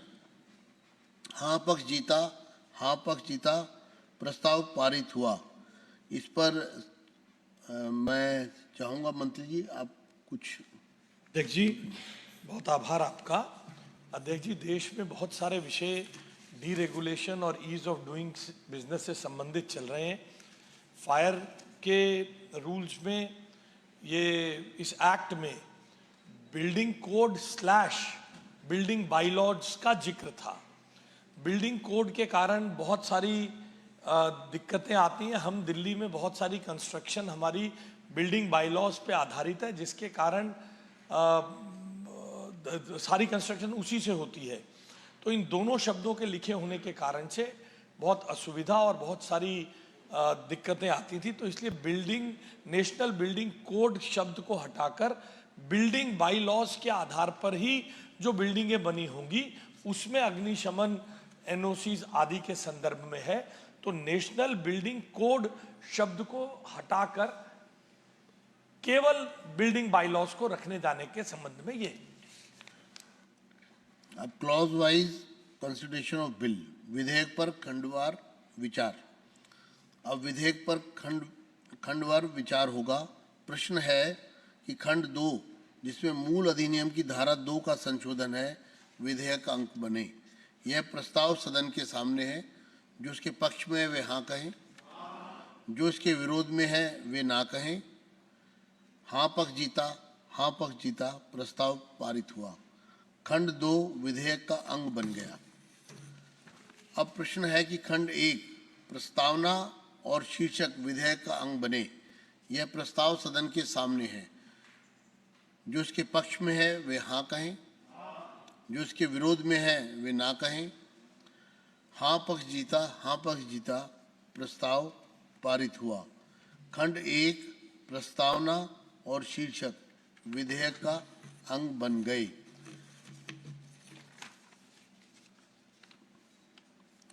अब श्री आशीष सूद माननीय गृह मंत्री प्रस्ताव करेंगे कि आज दिनांक 11 अगस्त 2026 को सदन में इंट्रोड्यूस किए गए दिल्ली अग्निशमन सेवा संशोधन विधेयक 2026 वर्ष 2026 का विधेयक संख्या 12 को पारित किया जाए। अध्यक्ष महोदय, मैं प्रस्ताव करता हूं कि आज दिनांक 11 अगस्त 2026 को सदन में इंट्रोड्यूस किए गए दिल्ली अग्निशमन सेवा संशोधन विधेयक 2026 वर्ष 2026 की विधेयक संख्या 12 को पारित किया जाए। यह प्रस्ताव सदन के सामने है। जो इसके पक्ष में है वे हाँ कहें, जो इसके विरोध में है वे ना कहें। हाँ पक्ष जीता, हाँ पक्ष जीता, प्रस्ताव पारित हुआ, विधेयक पास हुआ। अब माननीय सदस्यगण,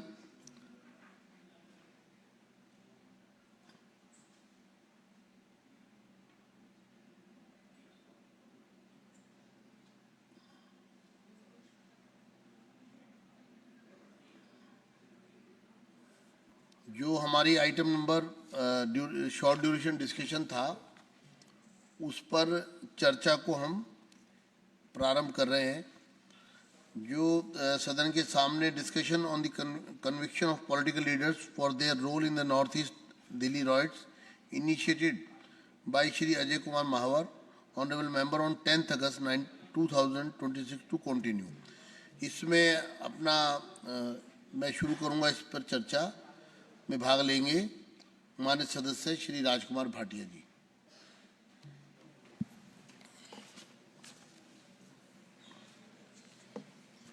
आदरणीय अध्यक्ष जी, हमारे साथी विधायक श्री अजय महावर जी ने उत्तरी पूर्वी दिल्ली में हुए 2020 के दंगों का जिक्र इस सदन में किया। क्रमवार कुछ साथियों ने, आदरणीय मोहन सिंह बिष्ट जी ने और साथियों ने भी इस पर चर्चा की। कितना दुर्भाग्यपूर्ण रहा होगा कि जिस मां का बेटा देश की सेवा करने के लिए प्रातःकालीन में अपनी ड्यूटी पर गया और शाम को अपने घर नहीं लौटा। कितना भयावह रहा होगा कि एक बच्चा स्कूल गया, वो वापस नहीं लौटा। इस पूरी क्रोनोलॉजी को समझना होगा, क्रोनोलॉजी ऑफ इवेंट्स को देखना होगा कि वो क्या थे, वो कौन से लोग थे, उन लोगों के मन में क्या थी, वो दिल्ली को किस आग में झोंकना चाहते थे, उन्होंने इवेंट का टाइम क्या चुना, उन्होंने दंगों को भड़काने के लिए किस प्रकार के इवेंट्स को चुनने का काम किया। ये पूरी क्रोनोलॉजी है और इसके अंदर की जो इनसाइड स्टोरी है रॉयट्स की, उसको भी समझने की जरूरत है। उनके कनेक्शंस क्या थे, उनकी बैकिंग करने वाले ग्रुप्स क्या थे, ये सब समझने की जरूरत है। कुछ लोगों के मैं नाम लूंगा। आज कल कुछ लोग सामने से बोल रहे थे कि आप इसका नाम क्यों ले रहे हैं, उसका नाम क्यों ले रहे हैं। जो ले रहे थे वो भी उन दंगों में शामिल थे, क्योंकि शाहीन बाग का नाम लेते ही एक सदस्य उछल कर खड़े हुए थे। शाहीन बाग में जब पहला सीए के खिलाफ और एनआरसी के खिलाफ जब प्रदर्शन हो रहा था, तो माननीय सदस्य जो कल वहां से उछल रहे थे वो वहां पर मौजूद थे और उस ग्रुप का नेतृत्व वही कर रहे थे।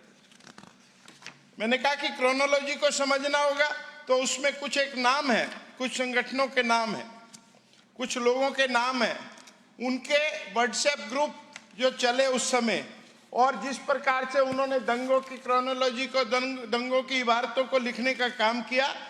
उन्होंने दंगों को खतरनाक रूप से दिल्ली के ऊपर लादने का प्रयास किया। उमर खालिद नाम का एक जवाहरलाल नेहरू यूनिवर्सिटी का एक छात्र दंगों का प्रमुख साजिश करता था।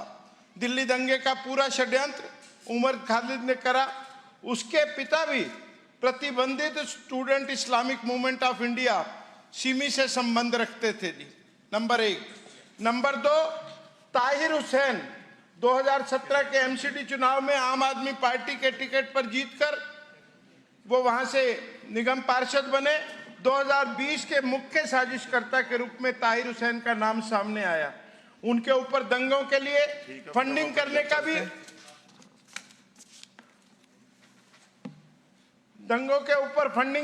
भी आरोप था।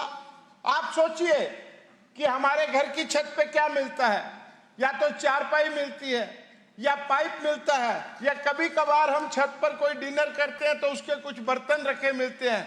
लेकिन कैसे एक व्यक्ति की छत पर बड़ी पत्थर फेंकने की गुलेल वहां पर फिक्स कर दी जाती है, ये कैसी साजिश रची गई थी। और गुलेल भी इतनी बड़ी कि कई फुट दूर तक पत्थर फेंकने के, जैसे पुराने जमाने में तोप के गोले फेंके जाते थे। और कैसे एक व्यक्ति की छत पर जो चुना हुआ प्रतिनिधियों, उस पर हजारों हजार नुकीले पत्थर रख दिए गए और ऊपर से वो पत्थर फेंक कर, जिसमें तेजाब भरा हुआ था, बोतलें रखी गई थी, बड़े कैन रखे गए थे। तीसरा, अभियुक्त शर्जिल इमाम दिल्ली दंगों के प्रमुख साजिशकर्ताओं में शामिल था। पुलिस के अनुसार उमर खालिद ने कई बैठकों में शर्जिल इमाम को अपना भाई बताया। ये मैं नहीं बता रहा, जो रिपोर्ट्स बाद में प्रस्तुत हुई। और एक किताब जिसको मुझे लगता है कि हमारे हर सदस्य को पढ़ना चाहिए, anatomy of A planned riot, ये किताब है जिसमें एक एक व्यक्ति के मैसेज जो थे, टेलीफोनिक मैसेज थे, ग्रुप्स पे क्या क्या बात चली और वो कैसे कहते थे कि वहां पर जाकर दंगा करो, आज मेट्रो गेट नंबर 3 पर जाकर दंगा करो, आज जाफराबाद में जाकर दंगा करो, आज इस थाने को फूंक दो। 11 थानों को उस दौरान डिस्टर्ब करने की कोशिश करी। और ये वो समय था जब अमेरिकन राष्ट्रपति की दिल्ली में विजिट तय थी। पूरे विश्व का मीडिया जो है भारत में आया हुआ था। और एक पिंजरा तोड़ नाम का ग्रुप था, उनमें महिलाओं को शामिल करके महिलाओं को उकसाया गया कि आप दंगे में जाकर फ्रंट लाइन पर खड़े हो जाइए ताकि आपको पुलिस हाथ ना लगा सके, क्योंकि महिला पुलिस वहां पे कम उपलब्ध होगी। पिंजरा तोड़ नाम का एक ग्रुप वहां पर मौजूद रहा। यूनाइटेड अगेंस्ट हेट एक और ग्रुप था, जामिया समन्वय समिति JCC, ये उस यूनिवर्सिटी से जो स्टूडेंट थे जो भारत के खिलाफ निरंतर षड्यंत्र रचते थे, सड़कों को जाम कर रहे थे। और 30 मई 2020 को जब सफूरा जरगर की जमानत सुनवाई हो रही थी, तब भी ये सड़कों पर आकर उनको डिस्टर्ब करने का काम कर रहे थे। सदन का समय आधे घंटे के लिए बढ़ाया जाता है। माननीय अध्यक्ष जी, इस पूरे दंगे की टाइमलाइन को मैं सदन के सामने प्रस्तुत कर रहा हूं। 14 दिसंबर 2019 नए नागरिकता कानून के खिलाफ मुस्लिम महिलाओं के एक समूह ने विरोध प्रदर्शन शाहीन बाग से शुरू किया और वहां पर वो सड़क पर बैठ गए। 15 दिसंबर 2019 आम आदमी पार्टी के विधायक और दिल्ली के तत्कालीन सुन्नी वक्फ बोर्ड के प्रमुख अमानतुल्लाह खान को मुस्लिम भीड़ के साथ जामिया नगर में दंगों का नेतृत्व करते देखा गया। भीड़ ने हिंसक विरोधी प्रदर्शनों के दौरान बसों में आग लगा दी, सरकारी संपत्तियों का नुकसान किया गया। उसी रात दिल्ली पुलिस ने जामिया मिलिया इस्लामिया विश्वविद्यालय के अंदर कार्रवाई की, उपद्रवियों को बाहर निकालने का प्रयास करते हुए परिसर में प्रवेश किया। और 17 दिसंबर 2019 फिर मुस्लिम उपद्रवियों ने एक स्कूल बस पर हमला किया और उसमें आग लगा दी। भीड़ ने पुलिस कर्मियों को भी पीछे भागने को कहा, जिसके बाद सीलमपुर इलाके में पथराव किया गया। एक एक इवेंट में एक एक बड़ी साजिश शामिल थी, एक एक व्यक्ति उसको देख रहा था। और ये वो लोग थे जो भारत के खिलाफ षड्यंत्र रच रहे थे। और 17 जनवरी 2020 ये इलेक्शन का समय था। उस समय दिल्ली में विधानसभा के चुनाव हो रहे थे, जहां एक तरफ लोकतांत्रिक प्रक्रियाओं को मजबूत करने की बात हो रही थी, वहीं दूसरी तरफ दिल्ली को और भारत को तोड़ने की बात हो रही थी। दिल्ली पुलिस ने शाहीन बाग में प्रदर्शनकारियों को कलंदी कुंज शाहीन बाग मार्ग खोलने का अनुरोध किया, लेकिन दिल्ली के निवासियों को जो असुविधा हो रही थी उसका अनुरोध न मानने से इनकार कर दिया। 21 फरवरी 2020 शाहीन बाग प्रदर्शनकारियों से बातचीत के लिए सुप्रीम कोर्ट द्वारा वार्ताकार नियुक्त होता है। ये 21 फरवरी 2020 की बात है। 22 फरवरी 2020 को शाहीन बाग के जो प्रदर्शनकारी थी सार्वजनिक रूप पर सड़कों पर अपना कब्जा खत्म करने के लिए 7 शर्तें रखते हैं। उसी दिन 500 से अधिक मुस्लिम महिलाओं का एक समूह जाफराबाद मेट्रो स्टेशन के पास इकट्ठा होता है और सड़क संख्या 66 को अवरुद्ध करके जो सीलमपुर को, मौजपुर को और यमुना विहार को जोड़ता है उसको ब्लॉक करने का उन्होंने प्रयास किया। 23 फरवरी को जाफराबाद के पास मौजपुर में सीए समर्थक सीए विरोधी समूहों के बीच में छुटपुट लड़ाई होती है और अनेक घरों पर ऊपर से पत्थरबाजी और तेजाब की बोतलें फेंकी जाती हैं और इसमें जो लोग घायल हुए, इसमें जिन लोगों की जान गई। अध्यक्ष जी, मैं सदन को केवल इतना बताना चाहता हूं, कोई भी जाति या कौम दंगा नहीं करती है। दंगा करते हैं कुछ षड्यंत्रकारी लोग, लेकिन उस दंगे में अगर हारता है तो कोई जनता हारती है, हारता है तो कोई इंसान वो हारता है जो कामकाजी होता है, हारता है तो कोई वो हारता है जिसके परिवार का कोई ना कोई सदस्य उस दंगे की भेंट चढ़ जाता है, कारोबार उसकी भेंट चढ़ जाता है। उसमें हिंदू, सिख, मुस्लिम, ईसाई कुछ नहीं होता, हर वर्ग के आदमी को चोट पड़ी। लेकिन दिल्ली कितने साल पीछे चली गई, आज भी उत्तरी पूर्वी दिल्ली की गलियां चीख चीख कर उन दंगों की दुहाई देती हैं। और आज जब ताहिर हुसैन को कोर्ट ने सजा सुनाई है, मैं धन्यवाद देना चाहूंगा भाई अजय महावर जी का, जिन्होंने इस महत्वपूर्ण और संवेदनशील मुद्दे को सदन के सामने उठाकर रखा। मुझे तो लगता है कि इस पुस्तक के साथ साथ एक फिल्म भी बनी थी जिसने दिल्ली दंगों का सच बताया था, वो भी हम सबको देखनी चाहिए। और जो मुजरिम अभी रह गए हैं, जो साजिश करता अभी जिनको सजा मिलनी रह गई है, उनको भी सजा मिलनी चाहिए। मैं इस सदन के माध्यम से इतनी बात कहते हुए अपनी वाणी को विराम देता हूँ। अब माननीय मंत्री श्री आशीष सूद जी चर्चा का उत्तर देंगे। बहुत बहुत धन्यवाद आदरणीय अध्यक्ष जी। बस अभी समय की सीमा है। बहुत बहुत धन्यवाद आदरणीय अध्यक्ष जी। माननीय विधायक वरिष्ठ नेता भाई अजय महावर जी ने जो ये चर्चा इनिशिएट करवाई है, ये दिल्ली के लिए बहुत आवश्यक है। और कितनी आवश्यक है इस पर प्रकाश डालने से पहले ये खाली बेंच ये बता रहे हैं कि इसके दोषी कौन है। मुंह छुपाकर जो भाग गए, कभी दवाइयों की आड़ में, कभी चावल की आड़ में, कभी साइकिल की आड़ में, वही इसके दोषी हैं। इससे पहले कि मैं उस क्रोनोलॉजी और टूल किट का जिक्र आपके सामने करूं, एक बात का रिकॉर्ड ठीक कर देना मैं बहुत आवश्यक समझता हूं। कल यहां पर विपक्ष के भी कुछ सदस्यों ने अपनी टिप्पणी की। मैं आपकी अनुमति से नाम लेकर कहना चाहता हूं, अमानतुल्लाह खान जी ने टिप्पणी की और अपनी टिप्पणी में बार बार ललकार कर कहा सुनने की क्षमता रखना। आज सुनने की क्षमता किन में नहीं है ये स्पष्ट हो रहा है। उन्होंने वहां पर एक बहुत बेहूदगी की बात कही कि 2002 का दंगा तुम लोगों ने करवाया, अगर ना करवाया होता तो तुम सत्ता में ना आते। ऐसा स्टेटमेंट विपक्ष के बेंचेस से दिया गया। आज वो यहां है नहीं, मगर जिन 3 मुद्दों की आड़ में वो मुंह छुपाकर भागे हैं, जरूर सुन रहे होंगे। इसलिए मैं उन्हें बता देना चाहता हूं, ये रिकॉर्ड सेट करना 2002 के दंगे के बारे में बहुत आवश्यक है कि 2002 के दंगे के संदर्भ में 8 फरवरी 2012 को एसआईटी ने क्लोजर रिपोर्ट फाइल की और गुजरात सरकार को क्लीन चिट दी, नरेंद्र मोदी जी को क्लीन चिट दी। 26 दिसंबर 2013 को अहमदाबाद मेट्रोपॉलिटन मजिस्ट्रेट ने क्लीन चिट दी। 5 अक्टूबर 2017 को गुजरात हाई कोर्ट ने क्लीन चिट दी और 24 जून 2022 को सुप्रीम कोर्ट ने भी क्लीन चिट दी। इसलिए अपने नकारेपन और अपने सांप्रदायिक व्यवहार को वो इस प्रकार की गैर जिम्मेदार स्टेटमेंट में छुपा नहीं सकते। उन्होंने ये भी कहा कि दंगाइयों का कोई धर्म नहीं होता। तो अध्यक्ष जी, मैं एक संवैधानिक पद पे हूं, इसलिए इसका जवाब बस इतना कह के छोड़ना चाहता हूं, दंगाइयों का कोई धर्म नहीं होता, मगर बहुत सारी चीजें जो लोग पकड़े जाते हैं उससे जांच ली जाती है। बस मैं अपने संवैधानिक दायित्वों के निर्वाह में इतना कह के इस बात को छोड़ देना चाहता हूं। आदरणीय अध्यक्ष जी, 2020 का दंगा केवल एक हत्या के मामले पर चर्चा नहीं है और ना ही केवल किसी राजनीतिक दल या किसी व्यक्ति की जवाबदेही का प्रश्न है।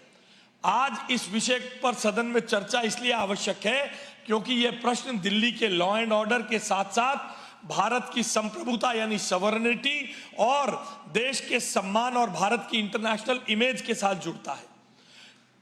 और इससे भी अधिक गंभीर बात यह है, जिस घटना में 26 साल के इंटेलिजेंस अधिकारी अंकित शर्मा की हत्या हुई, जिसमें 53 लोगों की जान गई, और उस पूरी घटना का इन्वेस्टिगेशन और उसके बाद पॉलिटिकल रिस्पॉन्स का तार इस सदन से भागे हुए अनेक राजनीतिक प्रतिनिधियों के साथ और अनेक राजनीतिक संगठनों के साथ जुड़ता है।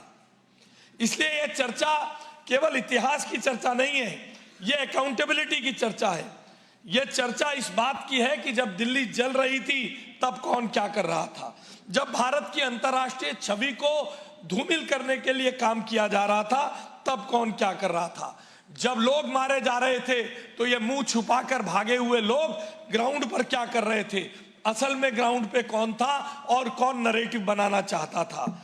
और जब 26 साल के नौजवान का शव नाले से बरामद हुआ तो कौन कौन उस परिवार के साथ खड़ा था। माननीय अध्यक्ष महोदय, ये समझने की जरूरत है कि फरवरी 2020 भारत एक महत्वपूर्ण डिप्लोमेटिक मोमेंट से गुजर रहा था। अमेरिकी राष्ट्रपति डोनाल्ड ट्रंप भारत आए थे। अहमदाबाद में नमस्ते ट्रंप कार्यक्रम का आयोजन हुआ था। दिल्ली में बायलैटरल एंगेजमेंट्स हो रहे थे। पूरी दुनिया की नजर भारत पे थी, पूरी दुनिया की नजर। और जब भारत अपनी इकोनॉमिक और स्ट्रैटेजिक राइज को दुनिया के सामने प्रदर्शित कर रहा था, ठीक उसी समय इंटरनेशनल मीडिया की नजरें जब भारत की राजधानी पर थी, तब अचानक नॉर्थ ईस्ट दिल्ली जलने लग गई। यह संयोग नहीं था, यह सुनियोजित टाइमिंग थी। आइए आप सबको मैं फरवरी 2020 की भावनाएं ही नहीं, टाइमलाइन समझाने की कोशिश करता हूं, क्योंकि कभी कभी डेट्स वो बता देती हैं जो बातें स्पीचेस नहीं बता पाती।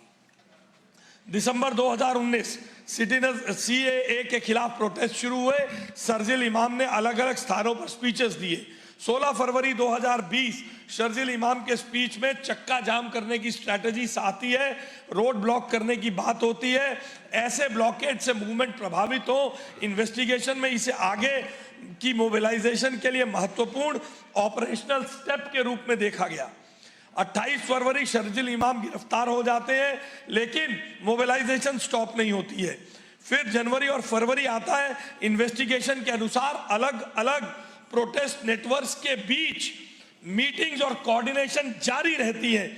और फिर आती है ऐसी तारीख 17 फरवरी 2020, अमरावती महाराष्ट्र में उमर खालिद का स्पीच, और इस स्पीच में डोनाल्ड ट्रंप की इंडिया विजिट का रेफरेंस आता है। अर्थ यह कि अमेरिकी राष्ट्रपति जब भारत आए तो सड़क पे उतरकर भारत को अंतर्राष्ट्रीय समुदाय के सामने नीचा दिखाने का काम किया जाए। मैं इस सदन में यह पूछना चाहता हूं, अगर यह केवल सामान्य प्रोटेस्ट था तो इंटरनेशनल विजिट की टाइमिंग इतनी महत्वपूर्ण क्यों थी? क्यों ट्रंप की विजिट को बार बार मोबिलाइजेशन के संदर्भ में सामने लाया गया? क्यों इंटरनेशनल की मीडिया की मौजूदगी को स्ट्रैटेजिक अपॉर्चुनिटी की तरह देखा गया? और फिर 23 और 25 फरवरी को वही होता है जिसके बारे में हमें आज बात करनी पड़ रही है। माननीय अध्यक्ष महोदय, अब क्रोनोलॉजी को ग्राउंड पर रखिए। 22 फरवरी जाफराबाद मेट्रो स्टेशन के पास सीएए प्रोटेस्ट शुरू, रोड ब्लॉकेड शुरू। 23 फरवरी मौजपुर जाफराबाद कॉरिडोर में टेंशन बढ़ता है, स्टोन पेल्टिंग होती है, क्लैशेस होते हैं। 24 फरवरी वायलेंस खुलकर सामने आती है। चांदबाग, शिव विहार, गोकुलपुरी, ब्रिजपुरी, करदमपुरी, नॉर्थ ईस्ट दिल्ली के कई और हिस्से हिंसा की चपेट में आते हैं। आगजनी होती है, स्टोन पेल्टिंग होती है, पेट्रोल बॉम्ब्स चलते हैं और इसी हिंसा में दिल्ली पुलिस के हेड कांस्टेबल रतन लाल की जान चली जाती है, जो किसी भी कॉन्स्पिरेसी का हिस्सा नहीं थे। वो ड्यूटी पर थे, यूनिफॉर्म में थे। ड्यूटी थी लॉ एंड ऑर्डर की व्यवस्था संभालना और अपनी ड्यूटी निभाते हुए मारे गए, बल्कि यूं कहा जाए कि मार दिए गए। फिर आती है 25 फरवरी और यहीं से पूरे घटनाक्रम का सबसे दर्दनाक मोड़ शुरू होता है। 26 साल का अंकित शर्मा इंटेलिजेंस ब्यूरो में काम करने वाला, एक बेटा, एक भाई, एक सरकारी कर्मचारी, एक भारतीय नागरिक। 25 फरवरी की शाम को हिंसा के बीच चांदबाग इलाके में पहुंचता है। दो गुटों में झगड़ा हो रहा है। बीच में खड़ा होकर हाथ उठा के दोनों गुटों को दूर करने की कोशिश करता है। एक मॉब उसे घेर लेता है और उस पर हमला किया जाता है और चांदबाग पुलिया की तरफ खींच कर ले जाया जाता है और वहां पर हमला करके उसे मार दिया जाता है।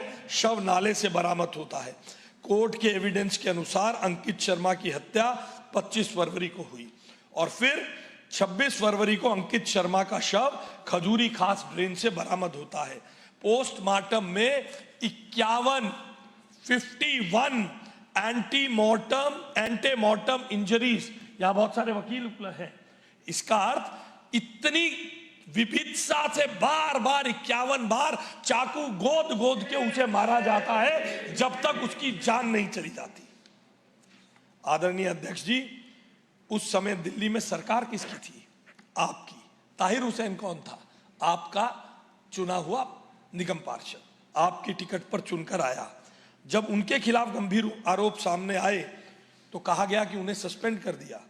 अरविंद केजरीवाल ने कहा कि अगर कोई भी शख्स भी आम आदमी पार्टी का दोषी पाया जाए तो उसे डबल पनिशमेंट मिलनी चाहिए। बहुत अच्छी बात है। मैं ये भी कहता हूं, कहते हैं कि अगर कोई दोषी हो तो कानून अपना काम करे, लेकिन राजनीति में वर्ड से ज्यादा एक्शन होते हैं, एक्शन। और उन्होंने कहा कि हुसैन को उस समय 8 मार्च 2020 को यहां से मुंह छुपा के भागे हुए अमानतुल्लाह खान, आम आदमी पार्टी के विधायक, ये कहते हैं पब्लिकली डिफेंस में आते हैं ताहिर हुसैन के और कहते हैं हुसैन को इसलिए पनिश किया जा रहा है क्योंकि वो मुस्लिम है। Perhaps the biggest crime in India today is being Muslims. माननीय अध्यक्ष महोदय, एक तरफ डबल पनिशमेंट, दूसरी तरफ he is being punished because he is Muslim. एक तरफ कानून अपना काम करे तो दूसरी तरफ आरोपी को पॉलिटिकल विक्टिम बना दो। यही कॉन्ट्रडिक्शन है जिसे दिल्ली की जनता ने देखा है। और इसलिए आज माननीय अध्यक्ष महोदय, आज इस सदन में 6 साल बाद एक कोर्ट ने अंकित शर्मा के मर्डर केस का वर्डिक्ट दिया है, लेकिन ब्रॉडर 2020 की राइट कॉन्स्पिरेंसी प्रोसीडिंग्स को अपने का अलग कर लिया और इसकी अलग जुडिशियल ट्रेजेक्टरी है।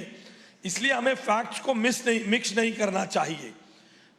एक तरफ कोर्ट में एस्टैब्लिश्ड वर्डिक्ट है, दूसरी तरफ इन्वेस्टिगेशन में सामने आई ब्रॉडर कॉन्स्पिरेसी है, और तीसरी तरफ हमारा पॉलिटिकल क्वेश्चन है, क्या दिल्ली में कभी ऐसा इकोसिस्टम बन सकता है जिसमें पहले नैरेटिव तैयार करो, फिर मोबिलाइजेशन करो, फिर रोड जाम करो, फिर वायलेंस करो, फिर इंटरनेशनल हेडलाइंस को मैनेज करो, और उसके बाद पॉलिटिकल सिस्टम ये कहे, पुलिस और गवर्नमेंट पर ब्लेम डालकर अपनी पॉलिटिकल रिस्पॉन्सिबिलिटी से बचने का प्रयास करे। मैं कहता हूं कि दिल्ली की जनता ऐसा कभी नहीं होने देगी। माननीय अध्यक्ष जी, टूल किट का शब्द आज बहुत सामान्य शब्द है, एक पॉलिटिकल टूल किट, लेकिन टूल किट केवल एक डॉक्यूमेंट या व्हाट्सएप का नाम नहीं है। एक पॉलिटिकल टूल किट की असली पहचान 5 चीजों से होती है: narrative, mobilisation, coordination, escalation, violence, और फिर सबसे ऊपर विक्टिमहुड।